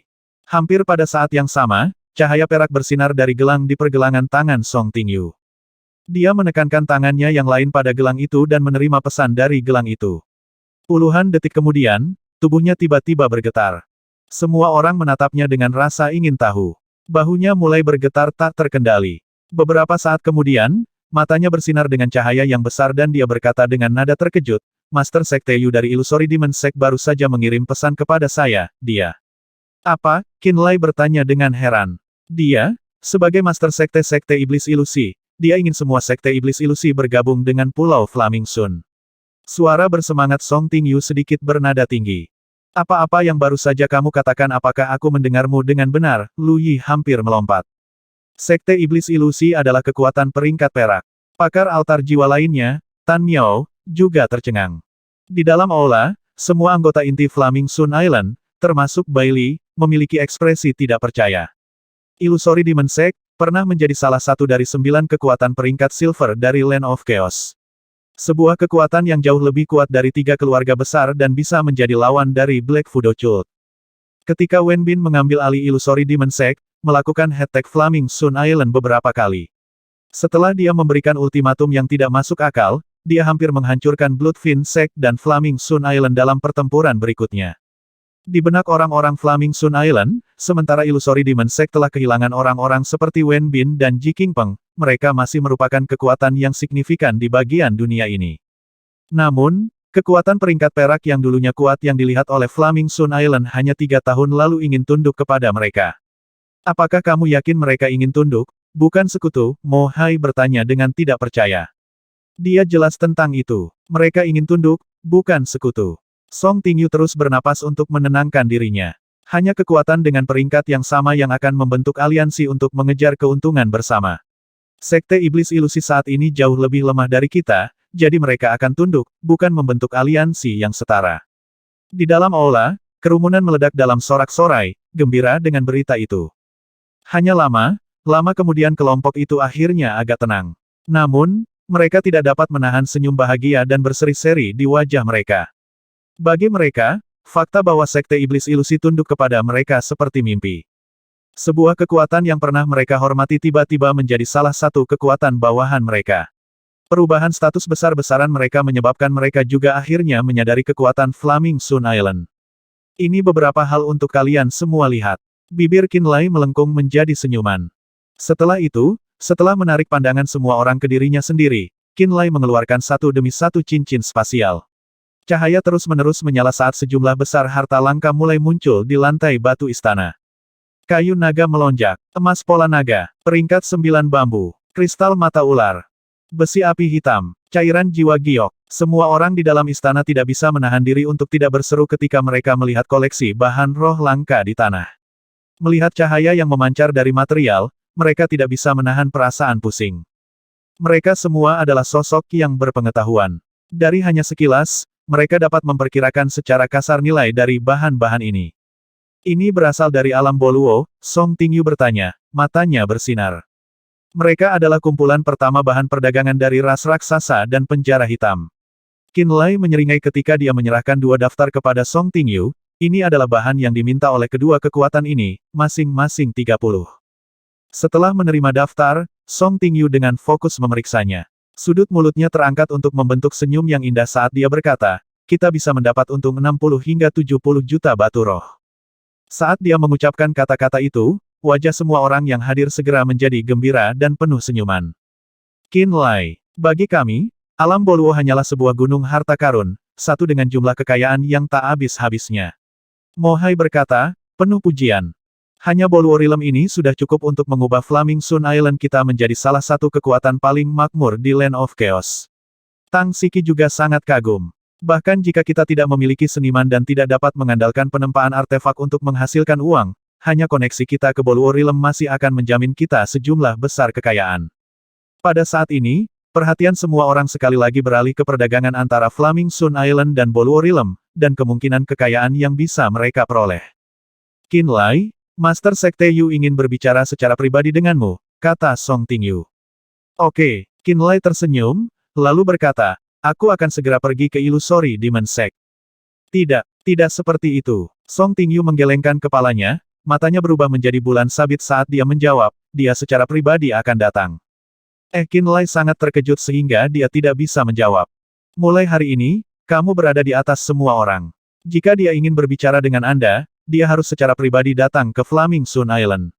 Jika Anda perlu berbicara dengannya, Anda hanya perlu mengirimkan panggilan dan dia akan segera datang dari Illusory Demon Sect, Song Tingyu dengan sabar menjelaskan. Setelah linglung sejenak, Qinlai mengangguk dan menjawab, saya mengerti. Aku akan memberitahunya kalau begitu. Song Tingyu membuat pengaturan. 1 jam kemudian, Yu Lingwei tiba di depan Qin Lai, ditemani oleh Qiu Huili dan beberapa penjaga Nirvana Realm. Pada saat ini, orang-orang di dalam istana semuanya sudah pergi. Hanya Song Tingyu dan Tang Siki yang tersisa di samping Qin Lai. Salam, Tuan Pulau Qin. Yu Lingwei bergegas mendekat dan membungkuk memberi hormat. Anggota Sekte Iblis Ilusi Alam Nirvana di belakangnya secara alami menundukkan kepala mereka untuk memberi hormat juga. Tidak perlu sopan. Qin Lai dengan santai mengangguk saat dia memberi isyarat agar mereka santai. Setelah itu, dia memusatkan perhatiannya pada Yu Lingwei. Ini adalah pertama kalinya dia benar-benar dapat mengamati dengan cermat Master Sekte dari Illusory Demon Sect ini. Sekilas, Yu Lingwei tampaknya baru berusia sekitar 30 tahun. Sosoknya halus dan mungil, tetapi masih proporsional. Dari apa yang dia lihat, penampilan dan sosoknya hanya akan menempatkannya sedikit di atas rata-rata. Dia tidak berada di dekat Song Tingyu, dan sedikit lebih rendah dari Tang Siki. Namun, mata Yu Lingwei memang sangat menawan. Mereka tampaknya menyembunyikan banyak misteri di belakang mereka, seperti lembah yang diselimuti kabut pagi. Kedalaman matanya sepertinya selalu bergeser seolah-olah dunia mistik sedang diciptakan dan dihancurkan di dalamnya, mirip dengan harta Sekte Iblis Ilusi, lingkaran Iblis Ilusi. Senior Yu, apakah kamu benar-benar mempertimbangkan semuanya dengan hati-hati? Qin Lai tiba-tiba bertanya. Ekspresi ketidakberdayaan tiba-tiba muncul di wajah Yu Lingwei saat dia menjawab, bahkan jika tidak ada orang barbar timur, masih ada Sekte Terminator, kultus Fudu Hitam, dan Gunung Pedang Surgawi. Karena tanah kami yang sangat subur dan makmur, mereka semua berniat untuk melawan Sekte Iblis Ilusiku begitu kami tidak lagi memiliki kekuatan untuk membela diri. Pada titik tertentu, kita pasti akan terinjak-injak ke tanah jadi kita membutuhkan perlindungan dari kekuatan yang lebih kuat. Mengapa kamu memilih Flaming Sun Island? Qin Lai bertanya. Salah satu alasannya adalah karena Flaming Sun Island cukup kuat. Anda dapat meminta bantuan seorang ahli Void Realm, memiliki artificer terbaik, dan kekayaan serta sumber daya Anda berlimpah. Yang lain karena di masa lalu, Tuan Pulau Qin jelas dapat memanfaatkan situasi untuk menetap di benua pembantaian surgawi dan mengusir Sekte Setan Ilusi, namun Anda tidak melakukannya. Yu Lingwei menatap dalam-dalam ke arah Qin Lai dan melanjutkan, ini membuatku menyadari bahwa pikiran dan visi Tuan Pulau Qin jauh lebih besar dan lebih terbuka daripada sebagian besar orang di tanah kekacauan. Kekuatan dan keluasan pikiran Andalah yang membuat kami memilih Anda dan Flaming Sun Island Anda dalam pencarian kami akan pelindung. Pada saat ini, semburat kelainan muncul di mata Song Tingyu dan Tang Siki saat mereka melihat Qin Lai. Beberapa bulan yang lalu, setelah kelompok Wen Bin, dengan bantuan Black Fudo Cult, telah menduduki Illusory Demon Sect, mereka telah mengabaikan Yu Lingwei dan kelompoknya dan tidak memiliki pemikiran untuk secara paksa menyingkirkan Illusory Demon Sect. Selain itu, setelah masalah selesai, Qin Lai tidak menuntut wilayah Illusory Demon Sect selama pertemuannya dengan Jiang Zuze dan Mo Lingye atas rampasan perang. Ini menyebabkan mereka percaya bahwa Qin Lai cukup toleran. Dan sekarang, alasan terpenting Yu Lingwei menyerahkan seluruh Illusory Demon Sekte hari ini adalah rasa terima kasihnya kepada Qin Lai atas kemurahan hatinya. Hal ini menyebabkan kedua gadis itu menyadari bahwa banyak dari tindakan Qin Lai yang tampaknya aneh memang dilakukan untuk kepentingan yang lebih besar dari Flaming Sun Island. Masalah ini, kita tidak bisa mengumumkannya terlalu dini. Setelah berpikir sejenak, Qin Lai berkata, jika semua orang tahu bahwa Illusory Demon Sekte telah melekatkan dirinya ke Pulau Flaming Sun, saya khawatir itu akan menyebabkan gangguan besar. Flaming Sun Island akan menjadi kekuatan peringkat perak dan menjadi pesaing yang paling ditakuti dari kekuatan lain di Land of Chaos. Kami akan mendengarkan pengaturan Flaming Sun Island. Yu Lingwei dengan lembut menjawab, setelah mereka selesai, kemudian dari sana, 30% dari semua bahan roh dan batu yang berasal dari tambang dan gunung roh Sekte Iblis-Iblis akan diberikan ke Pulau Flaming Sun sebagai upeti. Sejak saat itu, Illusory Demon Sect akan berada di bawah kendali Flaming Sun Island dan menerima perintah apapun, apakah itu melawan musuh yang kuat atau menaklukkan kekuatan lain. Tentu saja, ketika Sekte Iblis Ilusi kita menghadapi krisis, Flaming Sun Island juga harus membantu kita menyelesaikan masalah kita sebagai pelindung kita. Setelah sedikit jeda, dia melanjutkan, faksi-faksi yang sebelumnya terkait dengan Sekte Iblis Ilusi, Mata Jahat, dan Api Langit saya, juga akan dimasukkan dalam kesepakatan kami. Untuk sebagian besar pasukan peringkat perak, hubungan seperti itu dengan pasukan bawahan sangat standar. Song Tingyu berkomentar. Qin Lai mengangguk. Dia setuju, kalau begitu biarlah begitu. Adapun detailnya, Qin Lai melihat ke arah Song Tingyu dan Tang Siki sebelum melanjutkan, Senior Yu dapat mengatur orang lain untuk berbicara dengan keduanya dan mencapai kesepakatan. Baik, Yu Lingwei dengan singkat menjawab, lalu tertawa getir, orang-orang barbar timur saat ini sedang menyerang. Apakah kalian semua memiliki formasi teleportasi yang memungkinkan kami sampai di sana dan mencegat mereka? Qin Lai dengan santai bertanya. Bagus. Lalu beri aku 1 jam. Saya akan membuat beberapa pengaturan. Baik. Dengan sangat cepat, Tang Beidou, Tan Miao, dan Lu Yi semuanya menerima pesanan. Mereka buru-buru berkumpul di Flaming Sun Island. Di sisi lain, Tate kembali ke benua Nether melalui altar roh Nether tulang putih dan mengundang Eddie dan Yuria. 1 jam kemudian, dalam formasi teleportasi Flaming Sun Island berdiri Qin Lai, bersama dengan 5 ahli Soul Altar. Kami memiliki 3 ahli altar jiwa 3 tingkat. Anda memiliki altar jiwa 2 tingkat. Jika kita juga memasukkan 2 altar jiwa 1 tingkat Tan Miao dan Lu Yi, bisakah kamu menghentikan kemajuan orang barbar timur terlebih dahulu? Qin Lai bertanya. Yu Lingwei menarik napas dalam-dalam, lalu menjawab, aku seharusnya bisa. Qin Lai, ini kereta heksagon kami yang baru disempurnakan. Mungkin berguna bagi Anda, kata Tang Siki. Saat dia berbicara, kereta kristal berbentuk mangkuk dengan 6 sudut yang sangat tajam berkedip dengan cahaya es tiba-tiba muncul dari dalam cincin spasialnya. Kita juga bisa menempa kereta kristal, Qin Lai bertanya dengan kosong.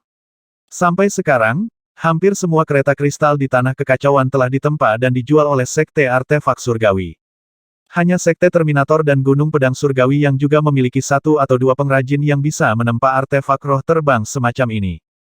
Qin Lai awalnya berpikir bahwa masih ada waktu cukup lama sebelum Flaming Sun Island dapat menempa kereta kristalnya sendiri. Dia tidak pernah menyangka bahwa para pengrajin dari Pulau Abu-Abu akan memberinya kejutan seperti itu ketika dia bersiap untuk berurusan dengan orang-orang barbar timur. Kereta heksagon ini sekitar 3 kali lebih cepat dari kereta kelas tertinggi Sekte Artefak Surgawi. Wajah Tang Siki yang memerah seperti apel matang saat dia dengan bangga memperkenalkan kereta, tidak hanya 3 kali lebih cepat, 6 sudut kereta heksagon ini masing-masing sangat tajam dan dapat diperlakukan sebagai artefak roh. Mulai hari ini, mereka yang menginginkan kereta di tanah kekacauan, akan memesannya dari kami. Qin Lai menjadi sangat terkejut. Hanya dengan pengetahuan kita sendiri, masih tidak mungkin bagi kita untuk mengendalikan seluruh pasar kereta perang kristal dan artefak roh terbang lainnya, Mo Hai menyela dengan tenang. Namun, dengan bimbingan bayi jahat senior selain diagram inti kami sendiri, banyak hal telah berubah. Qin Lai langsung mengerti. Evil Infant Boy awalnya adalah adik laki-laki dari Luo Han, seniman paling berbakat dari Sekte Artefak Surgawi. Dengan demikian, ia mampu memperbaiki bahkan formasi teleportasi berukuran besar. Secara alami, ini berarti dia sangat akrab dengan metode penempaan untuk artefak roh terbang juga. Setelah menerima janji Qin Lai dan membiarkannya melihat harta karun Flaming Sun Island diagram roh kuno sepertinya dia benar-benar mengabdikan seluruh dirinya untuk Flaming Sun Island. Kereta heksagon kemungkinan besar dibuat melalui bimbingannya dengan penambahan diagram roh kuno sebagai inti artefak. Karena itu, mereka berhasil membuat artefak roh terbang tingkat tinggi. Di mana bayi jahat senior, Qin Lai menatap ke arah Pulau Abu-Abu. Dia telah mencurahkan seluruh hati dan pikirannya untuk mempelajari diagram, Mo Hai menjelaskan. Qin Lai ingat dengan sangat jelas ketika Evil Infant Boy pertama kali melihat diagram kuno. Dia tahu bahwa kemungkinan besar Evil Infant Boy akan lupa makan cukup lama saat dia dengan sepenuh hati mengabdikan dirinya untuk mempelajarinya. Qin Lai menyadari dia mungkin tidak akan melihat Evil Infant Boy untuk beberapa waktu. Berapa banyak kereta heksagon yang kita miliki? Mata Tate berbinar. Setelah mendengar bahwa kereta ini 3 kali lebih cepat daripada kereta kelas tertinggi Sekte Artefak Surgawi, Tate terkejut, dan tiba-tiba minatnya tergugah. Dia tahu dengan sangat jelas bahwa kereta tingkat ini mungkin bisa mengukir nama untuk dirinya sendiri bahkan di dunia tengah Spirit Realm. Sampai sekarang kita hanya punya 1. Yang utama adalah suku cadangnya terlalu mahal. Pembangunan hanya 1 dari kereta heksagon ini membutuhkan konsumsi hampir 1 juta batu roh, tentang jumlah kekayaan yang diperoleh kekuatan peringkat tembaga dalam 1 tahun penuh. Kata Mo Hai. Ayo buat 10 atau lebih. Qin Lai memerintahkan. Oke, Mo Hai setuju. 10 kereta, masing-masing seharga 1 juta batu roh kelas bumi. Saya khawatir bahkan beberapa pasukan peringkat perak, tidak akan mampu membayar pengeluaran seperti itu. Yu Lingwei diam-diam berseru kaget. Dia tiba-tiba merasa bahwa sumber keuangan Flaming Sun Island bahkan lebih mengerikan dari yang dia kira. Qin Lai dan kelompoknya berteleportasi dari Flaming Sun Island ke Illusory Demon Sekte, lalu dari Illusory Demon Sect ke Laut Timur benua pembantaian surgawi. Mereka muncul di tempat bawah tanah tak bernyawa di dekat dasar laut. Formasi teleportasi ini 30 meter di bawah pulau yang tidak dikenal ini berukuran sama dengan formasi teleportasi Flaming Sun Island. Sebuah lorong batu membawa kelompok itu kembali ke permukaan. Di masa lalu, utusan Sekte Iblis Ilusi menggunakan formasi teleportasi ini untuk berpatroli di wilayah Laut Timur, Yu Lingwei menjelaskan. Qin Lai melihat ke arah cakrawala. Langitnya biru, awannya putih, dan lautnya tidak ada habisnya. Ah, jadi ada formasi teleportasi di sekitar sini, gumam Tang Beidou. Qin Lai tersenyum dan bertanya, apakah kamu akrab dengan tempat ini? Tang Beidou tampak bangga pada dirinya sendiri. Qin Lai, orang barbar timur pasti akan merasakan sakit kepala yang meningkat dengan Flame Demon di sisimu. Prajurit iblis bertanduk dengan 8 tanduk, Tate, tertawa kecil. Oh, Qin Lai tidak mengerti apa maksudnya. Dia tahu bahwa ada 2 alasan yang memaksa Tang Beidou untuk menjaga Pulau Abu-Abu. Salah satunya adalah Tang Siki, dan yang lainnya adalah Tate. Tang Beidou dan Tate tampaknya memiliki hubungan dekat satu sama lain. Tang Tua dulu berkultivasi di Neraka Api Timur, dan Neraka Api Timur berada di sebelah timur wilayah Barbar Timur. Tate tertawa kecil sebelum melanjutkan, Tang Tua di sini memberi banyak masalah kepada orang Barbar Timur di masa lalu, jadi mereka pasti akan terkejut melihatnya nanti. Aku ingin tahu siapa dari orang tua bodoh itu yang akan muncul kali ini. Tang Beidou mendengus. Setelah masalah ini selesai, Tang Tua dan Lu Yi harus ikut denganku. Aku tahu tempat yang cocok untuk kultivasimu, tiba-tiba Qin Lai berkata sambil menggosok dagunya. Tang Beidou dan Lu Yi tampak tergerak oleh ini. Mereka tahu betul bahwa Qin Lai memiliki hubungan dengan Boluo Realm. Mereka juga tahu dari deskripsi Gerongguang bahwa Boluo Realm memiliki 3 matahari yang sangat panas di siang hari dan 9 bulan di malam hari. Tang Beidou dan Lu Yi ingin mengunjungi Boluo Realm sejak lama. Alasan Gerongguang mengingatkan Qin Lai tentang keinginan mereka terakhir kali adalah karena dia memperhatikan bahwa mereka sangat ingin pergi ke sana. Alasan mereka belum meminta untuk mengunjungi tempat itu adalah karena mereka tidak yakin bagaimana situasi di Boluo Realm dan apakah Qin Lai bebas untuk mengawal mereka. Kegembiraan mulai merayap di hati mereka ketika mereka mendengar Qin Lai membicarakan masalah ini. Berapa lama kita harus melakukan perjalanan dari sini ke Barbar Timur? Qin Lai menatap Yu Lingwei lagi. Menurut berita terbaru, orang Barbar Timur seharusnya berada di Pulau Satel sekitar 2.500 km jauhnya dari sini. Oh, juga orang yang mereka kejar hanya berjarak sekitar 2.000 km, jelas Yu Lingwei. Qin Lai mengangguk. Kalau begitu mari kita pergi secepat mungkin. Kemudian, dia mengeluarkan kereta heksagon dan memberi isyarat kepada semua orang untuk naik ke kendaraan. Para ahli altar jiwa semua sangat ingin tahu tentang kereta perang kristal baru yang dibuat oleh Pulau Flaming Sun. Secara alami, mereka semua naik sendiri. Kereta perang kristal bersinar dengan kilau kristal di bawah matahari. Kereta perang itu berbentuk seperti mangkuk atau piring, jadi tidak ramai sama sekali meskipun mereka semua berdiri di atas. Listrik melewati diagram roh misterius dan kompleks yang terukir pada permukaan kristal di bawah kaki mereka terus-menerus. Qin Lai berdiri di tengah kereta heksagon dan meletakkan tangannya di alur tempat batu roh harus dipasang. Kesadaran jiwanya berenang di dalam diagram roh. Duduklah dengan baik. Energi roh halus tiba-tiba mengalir ke inti diagram roh. Kereta heksagon dimulai. Swoosh! Seperti anak panah, kereta heksagon tiba-tiba melesat ke depan dengan kecepatan yang luar biasa. Pakar altar jiwa 3 tingkat Tang Beidou, Tate, dan semua orang tidak bisa menahan diri untuk tidak berteriak tanpa sadar. Mereka menyadari bahwa mereka tidak akan lebih cepat dari kereta heksagon bahkan jika mereka memanggil altar jiwa mereka dan terbang dengan kecepatan penuh. Kereta perang kristal terbaik Sekte Artefak Surgawi setidaknya 3 kali lebih lambat dibandingkan dengan kereta heksagon.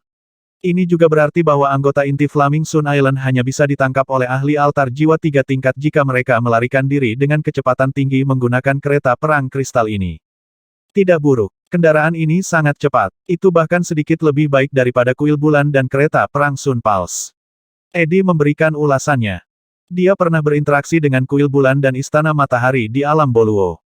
Secara alami, dia tahu kereta perang mereka yang luar biasa. Namun, kuil bulan dan istana matahari adalah kekuatan peringkat emas dari dunia tengah alam roh. Wajar jika keterampilan menempa artefak pengrajin mereka luar biasa. Flaming Sun Island hanyalah kekuatan peringkat perak di tanah kekacauan. Mereka bahkan belum menjadi kekuatan peringkat perak. Seniman Flaming Sun Island baru saja mulai tumbuh. Itulah mengapa mereka sangat terkejut melihat bahwa mereka dapat memperbaiki artefak roh kelas atas dalam waktu sesingkat itu. Bagus. Sangat bagus. Ini jauh lebih cepat daripada aku terbang sendiri. Qinlai menghujani kendaraan dengan pujian. Kereta heksagon ini mungkin menghabiskan 1 juta batu roh kelas bumi untuk dibangun, tetapi sebagai imbalannya itu memberinya kecepatan gerakan yang luar biasa. Ditambah lagi, dia seharusnya bisa mengendarainya bahkan di Boluo Realm karena dia bisa menggunakan kekuatan gravitasi. Ini berarti dia tidak perlu bergantung pada Teng Yuan, Nifit, atau lainnya untuk bergerak di alam Boluo lagi. Hanya butuh setengah jam untuk terbang beberapa ribu kilometer di dalam kereta heksagon. Wah, saya pikir teman yang Anda cari ada di depan, kata Tang Beidou tiba-tiba. Jangan khawatir, tujuan utama orang barbar timur bukanlah mereka. Pada titik ini Yu Lingwei telah mengetahui tentang Gao Yu. Dia berkata, mereka menggunakannya sebagai alasan untuk menyerang benua pembantaian surgawi. Oleh karena itu, mereka tidak akan menyerang mereka sampai mereka mencapai tujuan mereka. Qinlai mengangguk. Berapa lama lagi sampai kita melihat mereka? Sebentar lagi, jawab Tang Beidou. Puluhan detik kemudian, avatar Dewa Iblis dengan sepasang sayap di belakang punggungnya muncul di cakrawala seperti yang diharapkan. Avatar itu membawa seorang pria dan seorang wanita saat terbang melintasi permukaan laut. Mereka duduk di bahunya, melihat sekeliling. Sepertinya anggota sukuku tidak akan mencoba membunuh kita sampai kita mencapai benua pembantaian surgawi, kata Jia Yue dengan tenang. Sejak dia menyadari tujuan sebenarnya dari anggota sukunya, dia tidak lagi mengkhawatirkan hidupnya siang dan malam. Sebaliknya, dia bertanya-tanya apa yang harus dia lakukan setelah mereka mencapai benua pembantaian surgawi. Flaming Sun Island tidak jauh dari benua pembantaian surgawi. Kami akan melihat apakah kami dapat berteleportasi ke sana dari Illusory Demon Sect setelah kami mencapai tujuan kami, kata Gao Yu. Sekte Iblis Ilusi dan Pulau Flaming Sun tidak dekat satu sama lain, dan saya mendengar bahwa Sekte Iblis Ilusi tidak menyukai Pulau Matahari Terbakar untuk waktu yang sangat lama. Bagaimana mungkin mereka bisa membantu kita? Duo ini tidak terlalu memperhatikan berita akhir-akhir ini, jadi mereka tidak tahu bahwa Illusory Demon Sect telah berdamai dengan Flaming Sun Island. Mereka masih berpikir bahwa Wen Bin adalah penguasa Sekte Iblis Ilusi. Tidak, kita tidak bisa pergi ke Illusory Demon Sect. Saya bukan penghuni tanah kekacauan, jadi saya ragu mereka akan menerima saya dengan enteng. Mereka bahkan mungkin menyerang saya karena identitas saya. Jia Yue tiba-tiba menggelengkan kepalanya sebelum bertanya dengan ragu, juga, apakah kamu yakin Qinlai akan memobilisasi Flaming Sun Island dan melawan barbar timur untukmu? Gao Yu terdiam. Banyak hal memudar seiring waktu, kata Jia Yue pelan. Wosh wosh wosh. Pada saat inilah suara kereta heksagon yang membelah udara mencapai telinga mereka. Mereka tiba-tiba melihat ke atas dan melihat kereta perang berbentuk aneh yang mengilap turun dari langit seperti bintang jatuh. Ada orang-orang di dalam kereta perang. Ekspresi Gao Yu dan Jia Yue segera berubah. Lama tidak bertemu, suara Qinlai tiba-tiba terdengar dari atas. Qinlai, Gao Yu dan Jia Yue berseru pelan bersamaan. Kereta heksagon berhenti tepat di depan tanduk tajam avatar Dewa Iblis. Sambil tertawa terbahak-bahak, dia menjulurkan kepalanya keluar dari kereta perang dan berkata, aku dengar kamu dikejar oleh orang-orang barbar timur, jadi aku datang untuk membantumu. Tate, Yu Lingwei, Eddie, Yuria, dan yang lainnya perlahan muncul di belakang Qinlai. Akhirnya, rambut merah berantakan Tang Beidou dan penampilan yang tidak terawat memasuki pandangan mereka juga. Setan api, itu iblis api. Jia Yue tiba-tiba berteriak. Matanya dipenuhi dengan ketakutan yang begitu dalam sehingga orang akan berpikir bahwa dia telah melihat monster. Tang tua, apakah hanya aku atau kamu terkenal di antara orang barbar timur? Lu Yi berseru kaget.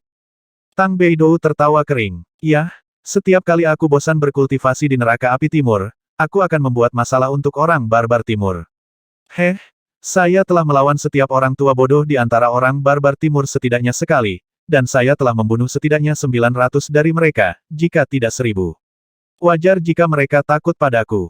Dia adalah tetua dari Flaming Sun Island dan sekutu kita. Anda tidak perlu takut padanya, Qinlai menjelaskan kepada Jia Yue. Kemudian, dia menyeringai cerah pada Gao Yu. Ayo, singkirkan avatar Dewa Iblismu dan naik ke kereta. Anda, di dalam kereta heksagon, wajah Tate, Eddie, dan Yuria berubah perlahan saat mereka mengamati Gao Yu dan avatar Dewa Iblis di bawahnya. Dia memiliki jenis aura Dewa Iblis yang paling murni dan terkaya yang pernah kulihat. Eddie tiba-tiba berseru. Eddie dan Yuria adalah anggota klan Dark Shadow. Tate mungkin seorang klan iblis bertanduk, tapi dia tidak berasal dari klan yang sama dengan Kuluo. Dia hampir tidak memiliki pengetahuan tentang Gao Yu. Mereka tidak tahu bahwa Gao Yu pernah mengunjungi alam neter dan memperoleh warisan Dewa Iblis dari pegunungan dekat klan Kuluo tempat Dewa Iblis diabadikan. Mereka pasti tidak tahu bahwa Gao Yu telah mendapatkan cincin berwajah ogre ketika dia masih muda, dan bahwa seni roh yang terkandung di dalamnya semuanya berasal dari Dewa Iblis. Dari awal sampai sekarang, semua yang dikultivasikan Gao Yu adalah bagian dari sistem kultivasi Dewa Iblis. Itulah mengapa dia memiliki aura Dewa Iblis yang paling murni. Di bawah tatapan heran ketiganya, Gao Yu menarik avatar Dewa Iblis dan naik ke kereta heksagon bersama Jia Yue.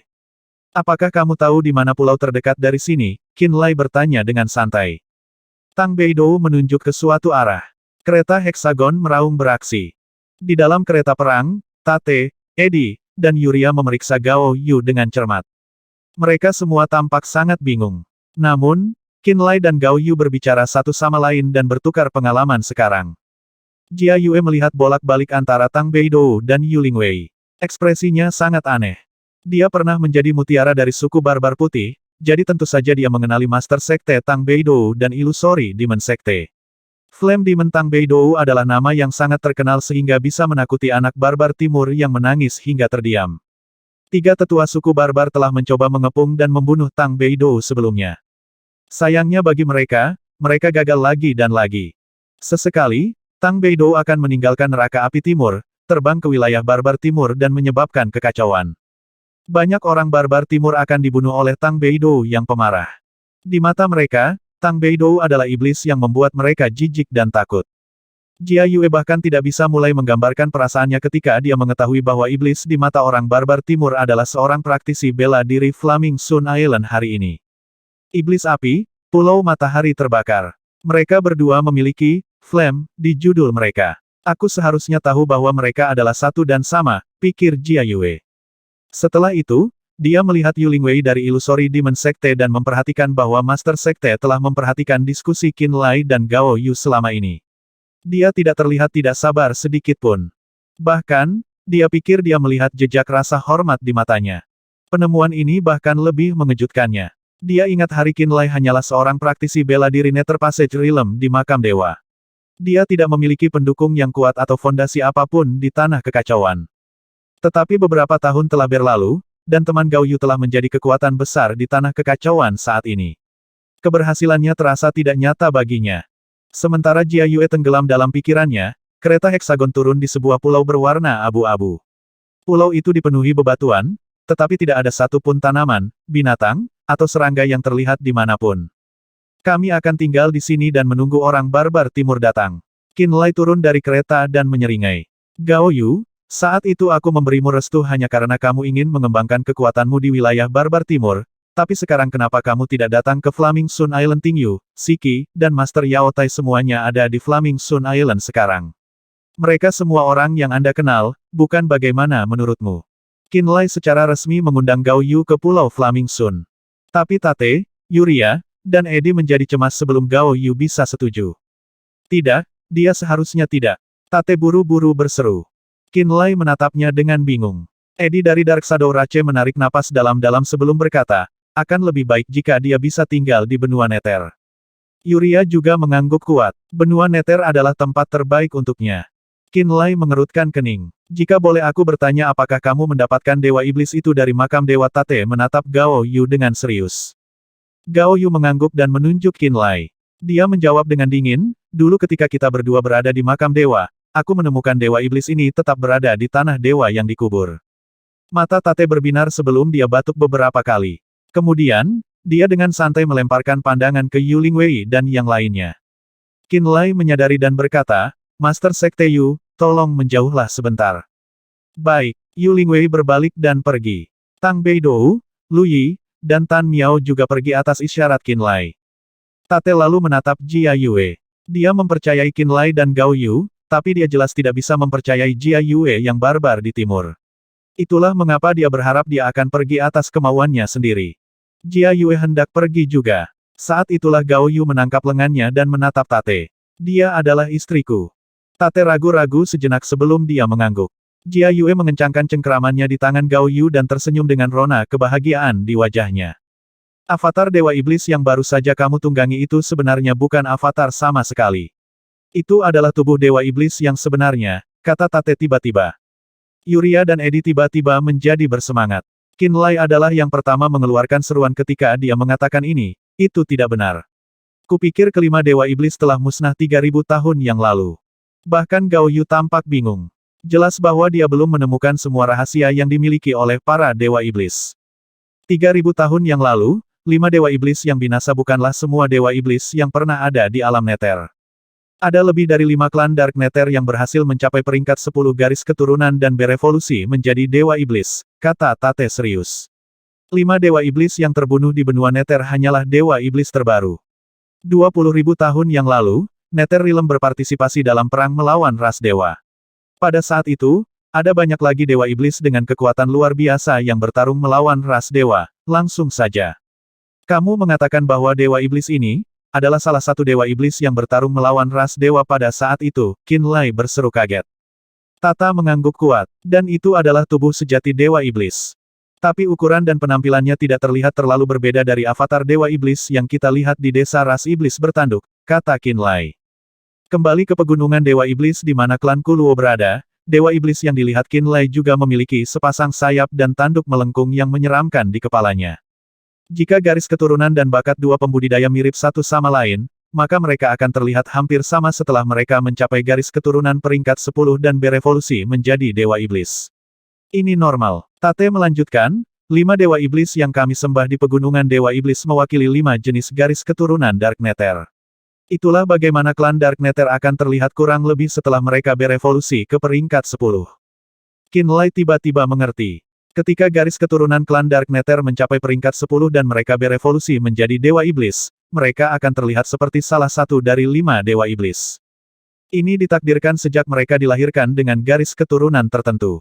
Ini berarti bahwa 5 Dewa Iblis yang disembah oleh ras kuat dari alam Nether bukan hanya 5 Dewa Iblis dari 3.000 tahun yang lalu. Mereka menyembah semua Dewa Iblis dengan salah satu dari 5 jenis garis keturunan itu. Apakah itu berarti Yu Xi, Xuan dan Ling Feng akan muncul setelah mereka mencapai peringkat 10 juga? Qinlai bertanya dengan heran. Tidak, dua nona keluarga Ling memiliki garis keturunan yang agak istimewa. Mereka mungkin terlihat berbeda ketika garis keturunan mereka mencapai peringkat 10. Tata menggelengkan kepalanya. Namun Ling Feng dan keluarga Ling lainnya, mungkin akan terlihat seperti Dewa Iblis dari pegunungan jika garis keturunan mereka mencapai peringkat 10. Apa yang kamu dapatkan dari Dewa Iblis? Pada saat itulah Yuria menatap Gao Yu dan bertanya dengan sangat serius. Matanya menunjukkan betapa bersemangatnya dia. Dewa Iblis Gao Yu terbunuh dan dibuang ke makam dewa setelah dia terbunuh dalam perang melawan ras dewa 20.000 tahun yang lalu. Itu seharusnya memasok batu nisan pengisi daging dengan daging dan energi darah yang disempurnakan sehingga ras dewa dapat memulihkan kekuatan garis keturunan mereka dengan cepat. Dewa Iblis pada saat itu bahkan lebih kuat dari 5 Dewa Iblis yang dibunuh oleh Istana Skymender 3.000 tahun yang lalu. Itu adalah tubuh yang sebenarnya. Dia mungkin telah mati, tetapi tubuhnya masih mengandung kekuatan yang luar biasa. Begitulah cara kami berhasil melarikan diri dari suku barbar putih. Gao Yu merenung sejenak sebelum melanjutkan, saya telah memperoleh beberapa warisan campur aduk dan fragmen memori dari tubuhnya. Selain itu, saya juga memperoleh seni roh yang memungkinkan jiwa saya memasuki tubuhnya dan melepaskan sebagian kecil dari kekuatannya begitu saya mencapai alam nirvana. Kamu seharusnya tidak tinggal di Flaming Sun Island. Mengapa Anda tidak ikut dengan kami ke benua Nether? Lord Gordon, Lord Grey dan Lord Luz bisa mengajarimu cara menggunakan Demon God ini. Juga, dunia Nether memiliki banyak kitab suci yang akan meningkatkan penguasaan warisanmu. Seru Tate. Qinlai, dia akan memiliki masa depan yang lebih baik jika dia pergi ke benua Nether, bujuk Yuria. Gao Yu menatap Qinlai dengan bingung. Saat ini kata-kata ketiganya sangat membingungkannya, dan dia tidak tahu tindakan apa yang terbaik. Qinlai tersenyum. Kenapa kamu tidak pergi ke benua Nether setelah perang ini selesai? Keluarga Ling ada di sana, dan Anda tahu hubungan seperti apa yang saya bagi dengan keluarga Ling. Gao Yu berpikir sejenak. Aku akan memberimu jawabanku setelah aku pergi dan melihat-lihat dulu. Dia takut Jia Yue mungkin tidak bisa terbiasa dengan lingkungan Nether Realm. Tidak apa-apa, Qinlai mengangguk. Qinlai, orang-orang barbar timur akan segera muncul. Tang Beidou berteriak dari sudut pulau. Sepertinya mereka bisa mengunci lokasi anak-anak. Qinlai mengerutkan kening dan menatap Jia Yue. Setelah makam dewa meledak, orang barbar timur mendapatkan sisa-sisa dewa panah dan busur pembunuh matahari. Busur pembunuh matahari bisa mengunci posisi kita. Itu sebabnya kami tidak dapat melarikan diri dari mereka kemanapun kami lari. Jia Yue tersenyum pahit. Busur pembunuh matahari, Tang Beidou menyeringai dan tertawa kecil. Qin Lai, kami adalah praktisi bela diri Flaming Sun Island, dan mereka memegang busur pembunuh matahari. Mereka jelas mengincar kita. Tang Beidou memiliki sejarah panjang dengan orang barbar timur, dan dia tidak memiliki sedikit pun niat baik terhadap mereka. Dia jelas mencoba memprovokasi Qin Lai untuk bertindak. Penatua Tang, kamu tidak perlu mendorongku. Mereka ingin menyakiti Gao Yu, jadi tentu saja aku tidak akan hanya duduk dan tidak melakukan apa-apa. Qin Lai tertawa. Haha, itu bagus, itu bagus. Tang Beidou tertawa keras. Saya merasa gatal di seluruh tubuh karena saya sudah lama tidak mengunjungi barbar timur sejak saya kembali dari neraka api timur. Tidak disangka mereka akan mengunjungiku dari tempat yang begitu jauh. Sementara mereka berbicara satu sama lain, kereta perang berbentuk burung milik orang barbar timur dan artefak roh terbang berukuran besar perlahan muncul di langit di Cakrawala. Tang Beidou tertawa keras sebelum dia melompat ke langit terlebih dahulu sambil diselimuti api. Setan api, itu iblis api. Teriakan ketakutan tiba-tiba pecah dari barisan orang barbar timur. Formasi kereta perang juga tiba-tiba berantakan. Setan api. Orang-orang barbar timur berteriak saat mereka melihat Tang Beidou naik ke udara. Para tetua di depan langsung putus asa ketika mereka melihatnya. Di mata orang barbar timur, Tang Beidou tidak diragukan lagi adalah Raja Iblis yang tak tertandingi. Mereka semua menjadi gugup karena kehadirannya. Qin Lai memperhatikan bahwa selusin tetua barbar timur telah keluar dari grup. Pemimpin sesepuh itu mengenakan jas hujan anyaman yang terbuat dari bulu hitam. Sosoknya kurus dan wajahnya keriput, tetapi matanya setajam elang. Tang Beidou, mengapa kamu di sini? Teriaknya dengan suara melengking.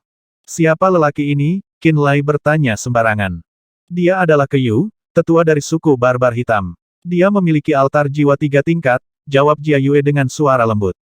Aku milik Flaming Sun Island, dan Illusory Demon Sect adalah sekutu paling setia Flaming Sun Island. Oleh karena itu, kamu jelas-jelas tidak menghormati Flaming Sun Island dengan menjarah pulau-pulau milik Illusory Demon Sect. Tang Beidou menyeringai dan mengeluarkan beberapa tawa gila. Kudengar kau mendapatkan busur pembunuh matahari dari makam dewa, bukan tuan pulau saya sangat tidak senang dengan nama busur ini. Jika Anda akan mematahkan busur ini tepat di depan tuan pulau saya akan mengizinkan Anda untuk berlari kembali ke rumah Anda dengan ekor di antara lutut Anda. Orang-orang barbar timur dari ketiga klan segera marah dengan kata-katanya saat mereka memaki dia dengan keras. Bahkan Jia Yue telah memberinya tatapan penuh kebencian. Qin Lai menggelengkan kepalanya sambil tertawa tanpa sadar. Bahkan dia terkejut dengan betapa arogan Tang Beidou bertindak terhadap orang barbar timur. Dia tidak terlalu dekat dengan Tang Beidou. Dia hanya tahu bahwa dia memiliki temperamen yang panas dan bertanggung jawab untuk membunuh hanya dengan satu provokasi. Hari ini, dia mengetahui mengapa orang barbar timur sangat membenci Tang Beidou dari kata-katanya yang provokatif. Busur pembunuh matahari adalah busur ilahi yang digunakan Dewa Panah di masa lalu dan hadiah terbesar yang diperoleh orang barbar timur dari makam dewa. Itu memiliki arti khusus bagi mereka. Oleh karena itu, Tang Beidou jelas mempermalukan orang barbar timur ketika dia menyuruh mereka untuk mematahkan busur pembunuh matahari. Beraninya kamu, Tang Beidou. Kami telah pergi ke neraka api timur untuk membalas dendam setelah kami mendapatkan busur pembunuh matahari, tetapi kami tidak berpikir bahwa Anda akan bersembunyi di Pulau Flaming Sun. Keyu dari suku barbar hitam tersenyum di puncak kemarahannya. Senang kita bertemu hari ini. Sambil mengatakan ini, dia menancapkan panah keperakan ke busur pembunuh matahari dan menariknya kembali. Dalam sekejap, Qin Lai merasakan bahwa perubahan yang tidak biasa telah mengambil alih aliran energi roh dunia. Kesadaran jiwanya memberitahunya bahwa sejumlah besar energi roh dunia ditarik dari setidaknya 50 km jauhnya dan berkumpul di dalam busur pembunuh matahari. Panah keperakan itu sangat terang sehingga beberapa orang harus mengalihkan pandangan mereka. Swoosh! Panah itu tiba-tiba memotong udara. Di mata Qin Lai, panah itu ditembakkan ke arah Tang Beidou seperti meteor perak yang menyilaukan. Retakan spasial kecil muncul di udara tempat panah melewatinya. Sekilas cahaya aneh di dalam celah spasial yang tiba-tiba diserap ke dalam panah keperakan juga.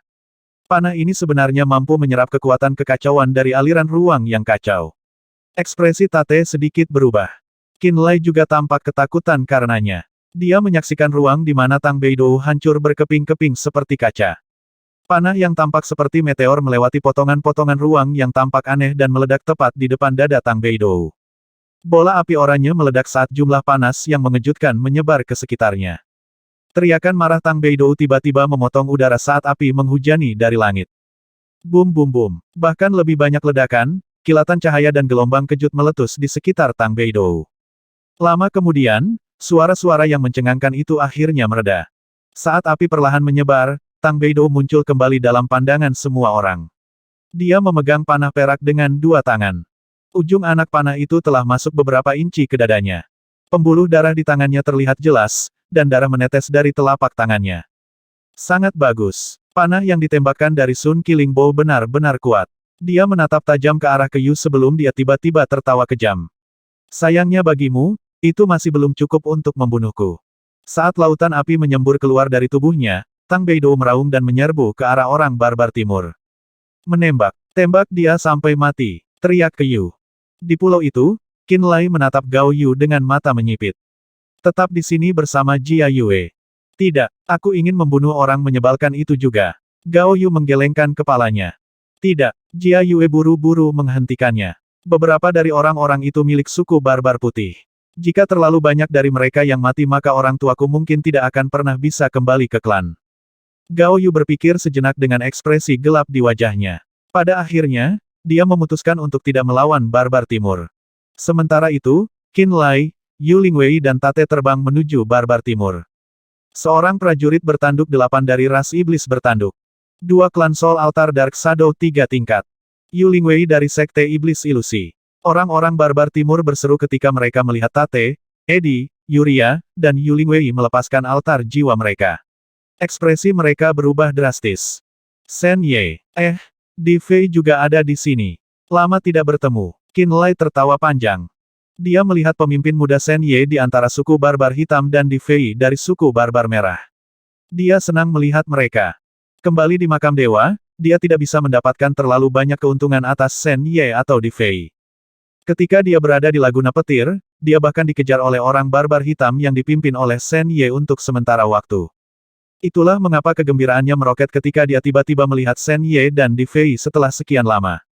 Kemarilah, kalian berdua. Aku akan membawa kalian berdua. Dia menunjuk Shen Ye dan Di Fei sambil tersenyum. Itu adalah kesalahanku karena gagal membunuh kalian berdua dan membiarkanmu kembali dengan sisa-sisa Arrow God dan Sun Killing Bow. Hari ini, saya akan memperbaiki kesalahan saya sejak saat itu dan membunuh 2 pemimpin masa depan barbar timur. Kamu menjadi jauh lebih arogan dari sebelumnya, kata Shen Ye dingin. Aku tidak percaya bahwa seseorang sepertimu berhasil menjadi penguasa di tanah kekacauan. Saya kira tanah kekacauan telah benar-benar menurun. Di Fei memandang Qin Lai dengan jijik. Karena kamu di sini, orang barbar timur dengan senang hati akan mengatur ulang urutan kekuasaan di tanah kekacauan. Sambil mengatakan ini, 2 orang barbar timur terbang dan memblokir jalan Qin Lai. Setelah bertahun-tahun, Qin Lai telah maju dari alam Nether Passage ke tahap awal alam fragmentasi. Meskipun Shen Ye dan Di Fei sangat berbakat, mereka hanya berada di tahap akhir dari rilem pemenuhan. Faktanya, Di Fei baru saja mencapai tahap akhir dari rilem pemenuhan setengah bulan yang lalu. Mereka diberi banyak materi roh yang berharga dan perawatan oleh suku mereka setelah mereka membawa kembali sisa-sisa Arrow God dan Sun Killing Bow dari makam dewa. Begitulah cara mereka mencapai wilayah mereka saat ini. Namun, 2 praktisi bela diri rilem pemenuhan tahap akhir ini tidak ada apa-apanya di mata Qin Lai sekarang. 9 ledakan guntur. Sambil mengayunkan pedang jiwa guntur, dia menyulap 9 bola petir dan melemparkannya ke arah 2 orang barbar timur. Bum bum. Ledakan yang menggelegar menyebabkan telinga Shen Ye dan Di Fei sakit dan mata menjadi kabur. Mereka segera menyadari bahwa Qin Lai jauh lebih kuat daripada praktisi bela diri alam fragmentasi yang mereka temui sampai sekarang. Di Fei mundur seketika. Dia tahu bahwa dia sama sekali bukan tandingan Qin Lai, dan dia akan mati jika dia dengan keras kepala mencoba melawannya. Shen Ye ragu-ragu sejenak sebelum dia tiba-tiba melolong aneh. Sisa-sisa Arrow God muncul di lolongannya. Dalam sekejap, tubuh Shen Ye menjadi tak bernyawa seolah-olah jiwanya telah hilang. Dewa Panah malah membuka matanya. Kembali ke tanah dewa terkubur, aku diakui oleh sisa-sisa Dewa Panah saat jiwaku beresonansi dengan fragmen jiwa Dewa Panah. Shen Ye, yang jiwanya telah memasuki tubuh Dewa Panah menatap Qin Lai. Sama seperti bagaimana Sueli telah menyatu dengan leluhur darah, saya juga telah mendapatkan mantel dan jiwa nenek moyang saya. Panah perak yang terbuat dari energi halus ditembakkan dari pupilnya. Bola petir yang dilemparkan Qinlai padanya langsung dihancurkan oleh panah perak kecil. Pada saat yang sama, 9 energi keras mengalir melalui sulur jiwa yang dia tempelkan ke bola petirnya dan menusuk ke dalam pikirannya. Terperangkap lengah, sakit kepala hebat tiba-tiba muncul di benak Qinlai. Dia merasa seolah-olah anak panah itu masuk ke danau jiwanya dan mengancam akan mematahkan kepalanya. Dia mendengus dan terbang mundur sebelum dia menyadarinya. Dia buru-buru mengumpulkan kesadaran pikirannya dan menghancurkan 9 energi seperti panah yang telah memasuki pikirannya. Aku sedang berpikir seberapa kuat kamu, tapi hanya ini yang kamu dapatkan. Sen Ye mencibir sebelum dia membuat gerakan menarik busur. Sebuah panah yang sepertinya bisa mengikis tulang dan memadamkan jiwa seseorang muncul di mata Sen Ye. Itu mengunci jiwa Qinlai dan siap terbang saat mengumpulkan kekuatan yang cukup. Bahkan sebelum energi panah telah benar-benar kental, Qinlai bisa merasakan matanya perih saat dia melihat. Garis-garis cahaya dingin yang memancar dari panah itu seperti pisau tajam. Mereka begitu menyilaukan sehingga tidak ada yang berani melihat langsung ke panah. Busur dan anak panah di tangan Sen Ye tampaknya telah terbentuk dari konvergensi semua cahaya di dalam matanya. Tangan Sen Ye yang menggenggam busur menjadi seperti mayat saat mereka layu dan berubah menjadi warna putih keabu-abuan. Tidak ada jejak kemilau kehidupan yang terlihat, seolah-olah semua vitalitasnya tiba-tiba tersedot keluar. Pada saat ini, semua vitalitas di tangannya telah sepenuhnya dimasukkan ke dalam panah cahaya. Qinlai merasakan perasaan krisis yang kuat muncul dalam dirinya. Bahkan tanpa dirangsang oleh kemarahan, darah di nadinya tiba-tiba mulai mendidih ketika karakter ilahi api yang tak terhitung jumlahnya yang tidak terlihat dengan mata terbuka tiba-tiba melonjak ke lautan kesadarannya. Di sana, 9 kelompok energi intens diselimuti oleh karakter ilahi api. Di tengah-tengah karakter ilahi yang membara ini, kekuatan bawaan dari Silver Streak Heavenly Snake Korosi, tiba-tiba mulai berlaku. Satu demi satu karakter kuno pucat, masing-masing berisi rahasia korosi alam semesta berkedip-kedip di antara karakter ilahi yang berkobar. 9 kelompok energi yang aktif di dalam lautan kesadaran pikirannya dihamburkan ke dalam kehampaan oleh kekuatan korosi. Pada saat ini, cahaya abnormal melintas di mata Sen Ye, yang sedang menggambar busur dan anak panahnya. Tiba-tiba, bahunya mulai bergetar tak terkendali. Kepala panah cahaya, yang bersinar sangat menyilaukan sehingga tidak ada yang berani melihatnya, juga mulai bergetar, seolah-olah tidak dapat secara akurat menentukan lokasi Qinlai. Pada saat yang sama, alis Qinlai sedikit berkerut saat dia berteriak, keluar. Selain roh api, roh guntur, air, tanah, kayu, dan logam berubah menjadi sinar cahaya 5 warna dan terbang keluar dari dalam orb penekan jiwa. Satu pikiran melintas di benak Qinlai. Dalam sekejap, 5 roh kekosongan dan kekacauan besar telah terbang menuju altar jiwa orang barbar timur di dekatnya. Cepat tarik kembali altar jiwamu. Ekspresi Kyu dengan cepat berubah saat dia berteriak dengan keras. Seolah-olah dia tahu kekuatan roh kekosongan dan kekacauan. Dari praktisi alam abadi dari 3 suku barbar timur yang besar, beberapa baru saja merilis altar jiwa mereka. Namun, setelah melihat kemunculan pemakan altar jiwa, mereka dengan cepat menggigit lidah mereka dan berusaha untuk menarik kembali altar jiwa mereka ke dalam lautan kesadaran mereka secepat mungkin. Setelah memanggil roh kekosongan dan kekacauan, Qinlai sedikit santai dan mengalihkan seluruh perhatiannya ke arah Sen Ye. Belum lama ini, dia baru saja melihat kekuatan Sueli setelah bergabung dengan Blood Progenitor. Sen Ye hari ini juga merupakan penerima manfaat dari perjalanan masa lalu ke makam para dewa. Dia telah menerima jiwa sisa dewa panah dan beresonansi dengannya, menghasilkan penggabungan jiwanya dengan jiwa dewa panah yang mati. Meskipun Sen Ye hanya bisa memanifestasikan 10% atau lebih dari kekuatan dewa panah, itu masih mengandung kekuatan alam nirvana. Itu sama sekali bukan masalah sepele. Qinlai sudah membuat persiapan untuk mengeluarkan muntir dan bertarung kapan saja. Zes. Panah cahaya di antara tangan Sen Ye bergetar sekali lagi, lalu akhirnya sepertinya mengunci target. Suara mendesing. Panah cahaya melesat keluar. Sen Ye tiba-tiba menjadi tak bernyawa, seolah-olah sebagian besar vitalitasnya telah tersedot keluar. Panah itu seperti sambaran petir saat pancarannya membutakan semua orang. Fluktuasi vitalitas yang intens muncul dari dalam panah cahaya seperti laut yang tak habis-habisnya. Aura bergelombang menyebabkan bahkan Qinlai merasa terkejut. Dia memanggil air mata bulan tanpa ragu-ragu. Di bawah terik matahari, air mata bulan yang seperti bintang terbang keluar dari bahunya dan secara mistis mengembun untuk membentuk penghalang cahaya bulan. Perisai itu 1 meter penuh di depan tubuhnya. Aura yang memancar dari panah cahaya yang ditembakkan Sen Ye menjadi sangat menakutkan. Meskipun sangat menyilaukan, itu memang tidak secepat itu. Saat melakukan perjalanan, itu bertindak mirip dengan panah lain yang ditembakkan dari Sun Killing Bow. Panah itu tampaknya terus-menerus menyerap energi kacau dari aliran ruang yang kacau. Saat melambat, ia menyerap energi kacau bahkan lebih keras, menyebabkan kekuatannya mencapai ketinggian yang lebih mengejutkan.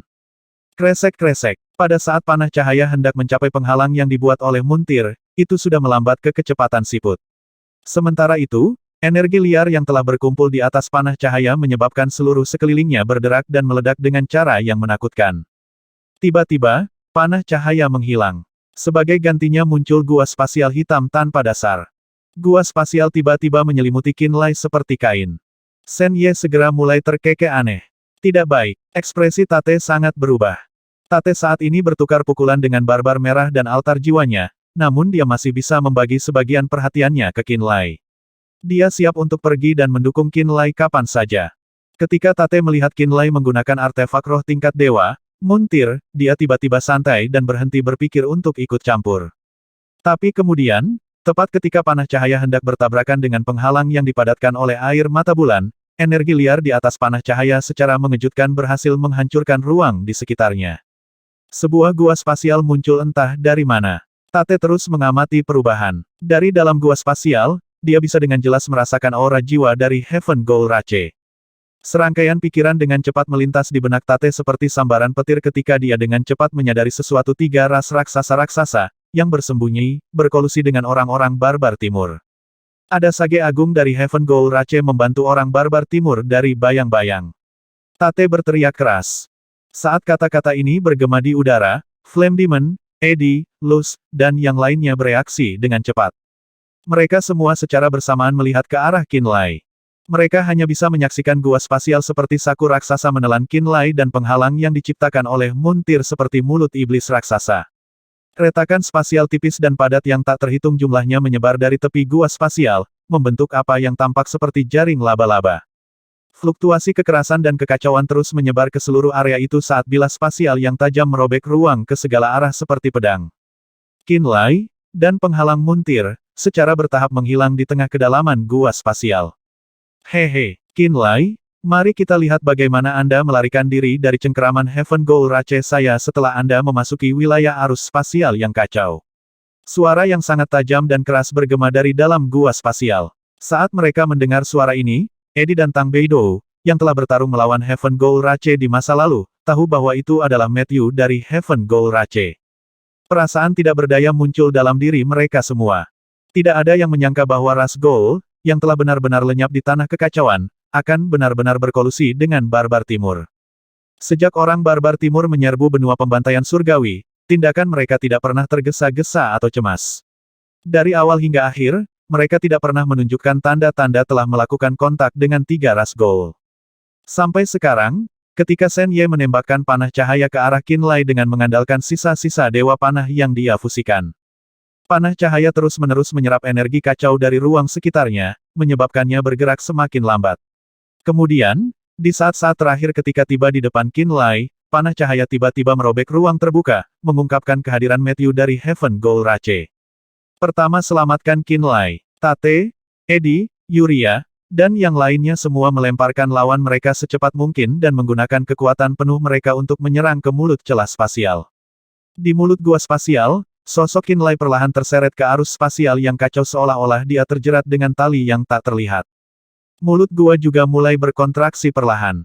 Peringkat 6 garis keturunan. Pengapian. Transformasi. Pada saat kritis ini, Qinlai, yang secara paksa diseret menuju arus spasial yang kacau, tiba-tiba menghabiskan seluruh energinya untuk menghasut garis keturunannya.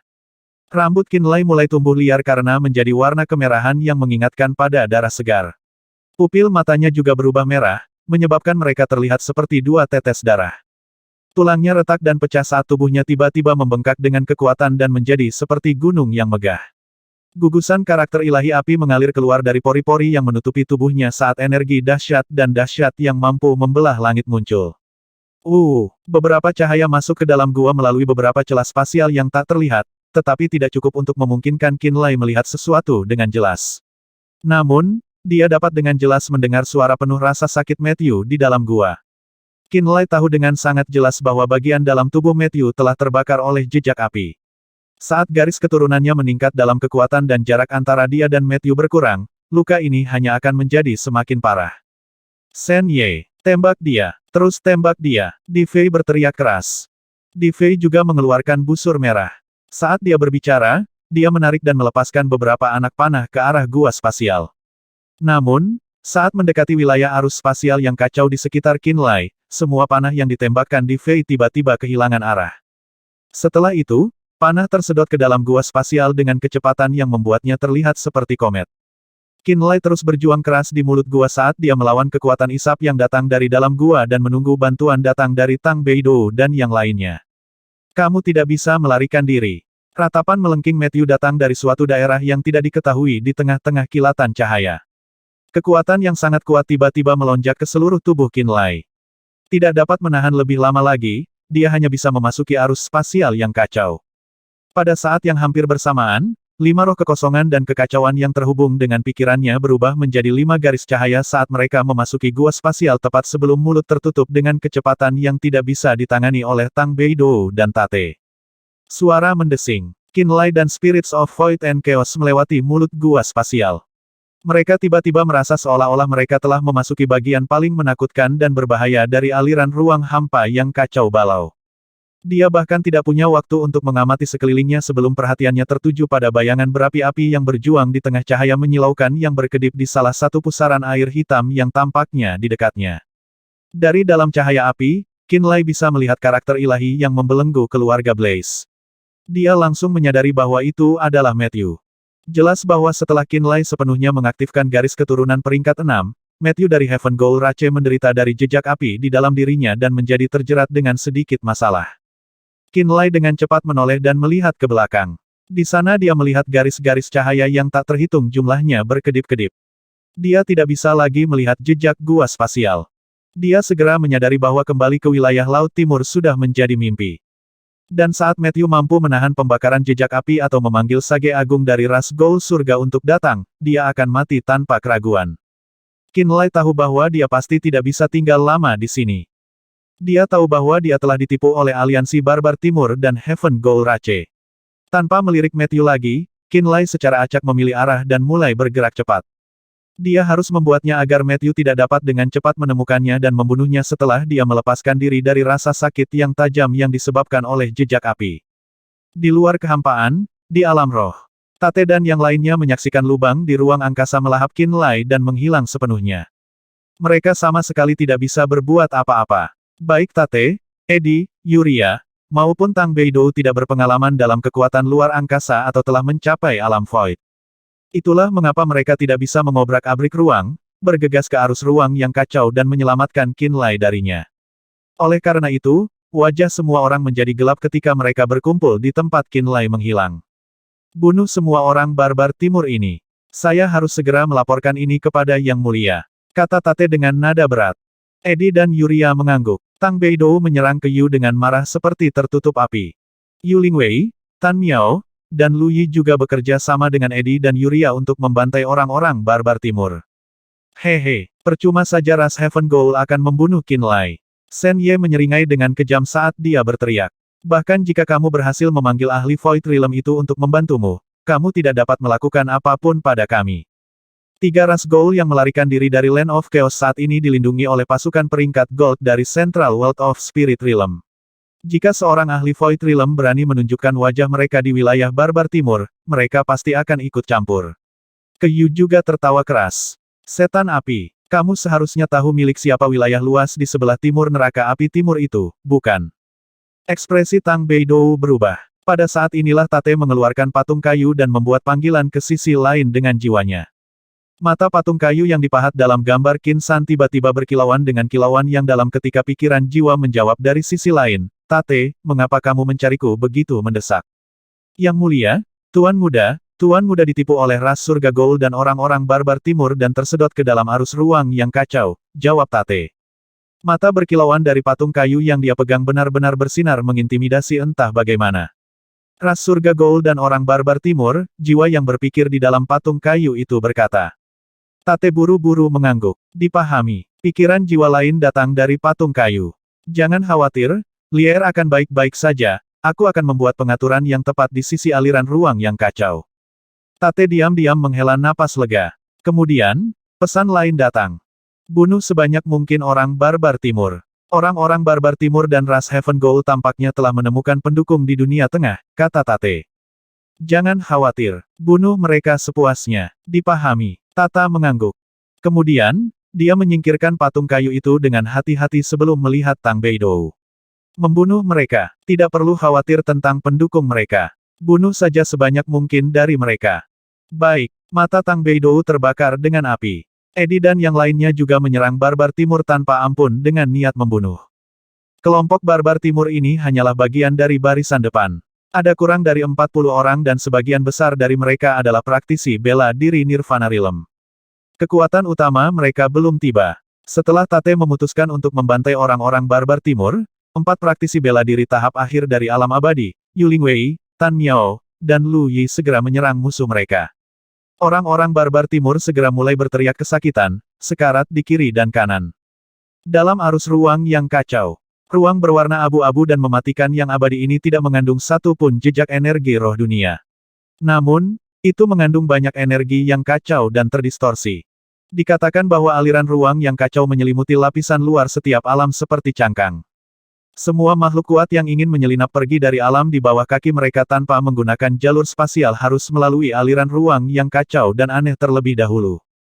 Sayangnya, banyak ahli yang ingin melakukan perjalanan di luar wilayah mereka dan menjelajah ke ruang tak terbatas telah tewas saat mereka terbang melalui arus ruang yang kacau. Aliran ruang yang kacau adalah batas alami antara alam dan bagian galaksi lainnya. Batas yang dipenuhi dengan energi ruang yang kacau dan terdistorsi ini mengandung banyak sekali bahaya yang tidak diketahui. Bahkan seorang ahli Void Realm mungkin terbunuh jika mereka mengekspos tubuh mereka ke aliran ruang yang kacau secara langsung. Biasanya, seorang praktisi bela diri hanya berani menjelajah arus ruang yang kacau dengan jiwa mereka setelah mereka mencapai alam nirvana. Seorang ahli alam abadi dapat secara bertahap membiasakan diri dengan arus ruang yang kacau dan memilih cara yang lebih aman untuk bepergian dengan jiwa mereka. Namun, bahkan seorang ahli alam abadi dapat melihat tubuh mereka berubah menjadi debu jika mereka dengan ceroboh muncul di aliran ruang yang kacau dalam bentuk fisik mereka. Selain itu, hampir tidak mungkin bagi seorang ahli alam abadi untuk menembus dinding kristal ruang yang membentuk langit-langit aliran ruang yang kacau. Jika seorang praktisi bela diri tidak bisa terbang keluar dari alam dengan tubuh mereka, perjalanan ke ruang yang tidak diketahui akan menjadi sangat sulit. Hanya seorang ahli Void Realm yang memiliki kekuatan untuk melintasi arus ruang yang kacau, merobek lubang di dinding kristal ruang dan melepaskan diri dari alam sepenuhnya. Qin Lai hanya berada di alam fragmentasi. Namun, tubuhnya terlempar ke arus ruang yang kacau langsung setelah dia jatuh ke dalam ras hantu surga dan tipuan orang barbar timur.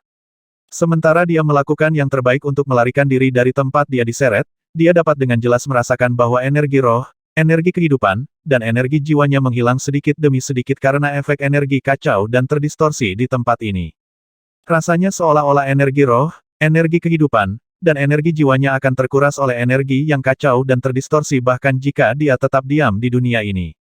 Namun, dia tidak bisa tinggal diam. Dia harus bergerak jika dia ingin menjauh dari Matthew, dan ini berarti dia kehilangan energi lebih cepat. Segera, dia merasa lelah karena energi jiwa dan energi rohnya sebagian besar berkurang. Bang! Tidak jauh, sinar cahaya yang tidak diketahui bertabrakan satu sama lain dan menyebabkan ledakan yang mengakhiri dunia tidak jauh darinya. Cahaya yang tampak seperti matahari kecil meledak di pandangannya. Hanya butuh sedetik menyelidik dengan jiwanya untuk Qin Lai menjadi pucat. Dia yakin bahwa ledakan itu setidaknya 10 kali lebih menakutkan daripada ledakan yang dia sebabkan dengan bom mendalam yang berkobar dan menghancurkan pintu masuk kerajaan rahasia Istana Matahari dengan. Dia tidak ragu bahwa bahkan seorang ahli Void Realm akan hancur menjadi debu jika mereka kebetulan berada di sekitar area itu. Mungkin bahkan altar jiwa mereka akan hancur sebagai hasilnya. Wosh wosh wosh. Beberapa waktu kemudian, dia melihat badai abu-abu kekuningan di kejauhan yang mengandung zat yang dapat menghilangkan jiwa seseorang yang disebut batu pembusuk jiwa. Batu pembusukan jiwa adalah bahan roh kelas 6 surga dan kartu truf dari beberapa artefak roh jahat. Setiap makhluk hidup dengan jiwa akan menemukan jiwa mereka tumbuh tipis seperti asap dan ingatan mereka bingung saat mereka disentuh oleh Soul the Chaying Stone. Pada akhirnya, jiwa mereka perlahan akan menghilang secara nyata. Itu adalah bahan roh jahat yang digunakan untuk tujuan khusus memusnahkan jiwa seseorang. Dia tahu bahan roh ini, tetapi dia tidak pernah tahu bagaimana bahan roh ini muncul. Hari ini, setelah dia tiba di arus ruang yang kacau dan melihat badai abu-abu kekuningan, dia akhirnya mengerti dari mana bahan roh jahat ini berasal. Dia buru-buru pindah dari jalur badai. Dia tahu betul bahwa bahkan jiwa praktisi bela diri alam abadi tidak dapat menahan banyak batu pembusukan jiwa ini, apalagi miliknya sendiri. Ledakan aneh, badai yang mengoyak jiwa, bilas spasial, dan formasi kehancuran alami selalu ada di dalam arus ruang yang kacau. Ini semua adalah bahaya yang dapat mengancam hidupnya. Qin Lai terbang dengan cepat bahkan saat rasa takut dan gentar menempel kuat di tubuhnya. Ada beberapa kali dia hampir binasa secara keseluruhan. Dia semakin lelah setelah terbang tanpa arah sejenak. Energi jiwa dan energi rohnya sangat habis. Dia memperhatikan bahwa energi kacau dan terdistorsi dari tempat ini akan segera meresap ke dalam daging dan jiwanya jika dia tidak dapat menemukan tempat untuk memulihkan dirinya segera. Tidak ada energi roh dunia di sini, jadi dia hanya bisa memulihkan kekuatannya melalui batu roh yang mengandung energi roh dan pil yang memulihkan energi jiwa seseorang. Batu nisan isi daging. Dia memanggil batu nisan penyegel iblis terlebih dahulu dan berusaha menyerap energi daging dan darah yang disempurnakan darinya menggunakan seni rahasia yang dia pelajari di masa lalu. Swosh swosh swosh. Namun, saat dimensi Ling Tombstone muncul di aliran ruang yang kacau, 7 cahaya dewa tiba-tiba meledak dari batu nisan. 7 lampu dewa berputar dan berputar seperti rantai, ular roh atau tentakel. Sepertinya sedang mencari sesuatu. Qin Lai menatap batu nisan penyegelan iblis dengan kaget. Kembali di benua prism, jiwanya pernah mendeteksi sesuatu di aliran ruang yang kacau. Pada saat itu, dia belum secara fisik turun ke arus ruang yang kacau. Saat ini, dimensi Ling Tombstone bertindak atas kemauannya sendiri tanpa perintah Qin Lai. Bahkan 5 roh kekosongan dan kekacauan yang dia tarik ke dalam orb penekan jiwa telah muncul dari gelabelanya atas kemauan mereka sendiri setelah 7 cahaya dewa muncul. 5 Spirits of Void and Chaos mendarat dengan tenang di atas dimensi Ling Tombstone. Suara mendesing. Tiba-tiba, batu nisan yang diam terbang menuju arah tertentu. Setelah mengeluarkan tangisan yang tidak disengaja, Qin Lai buru-buru menyusul dimensi Ling Tombstone dan duduk di atasnya seperti sedang mengendarai perahu. 970.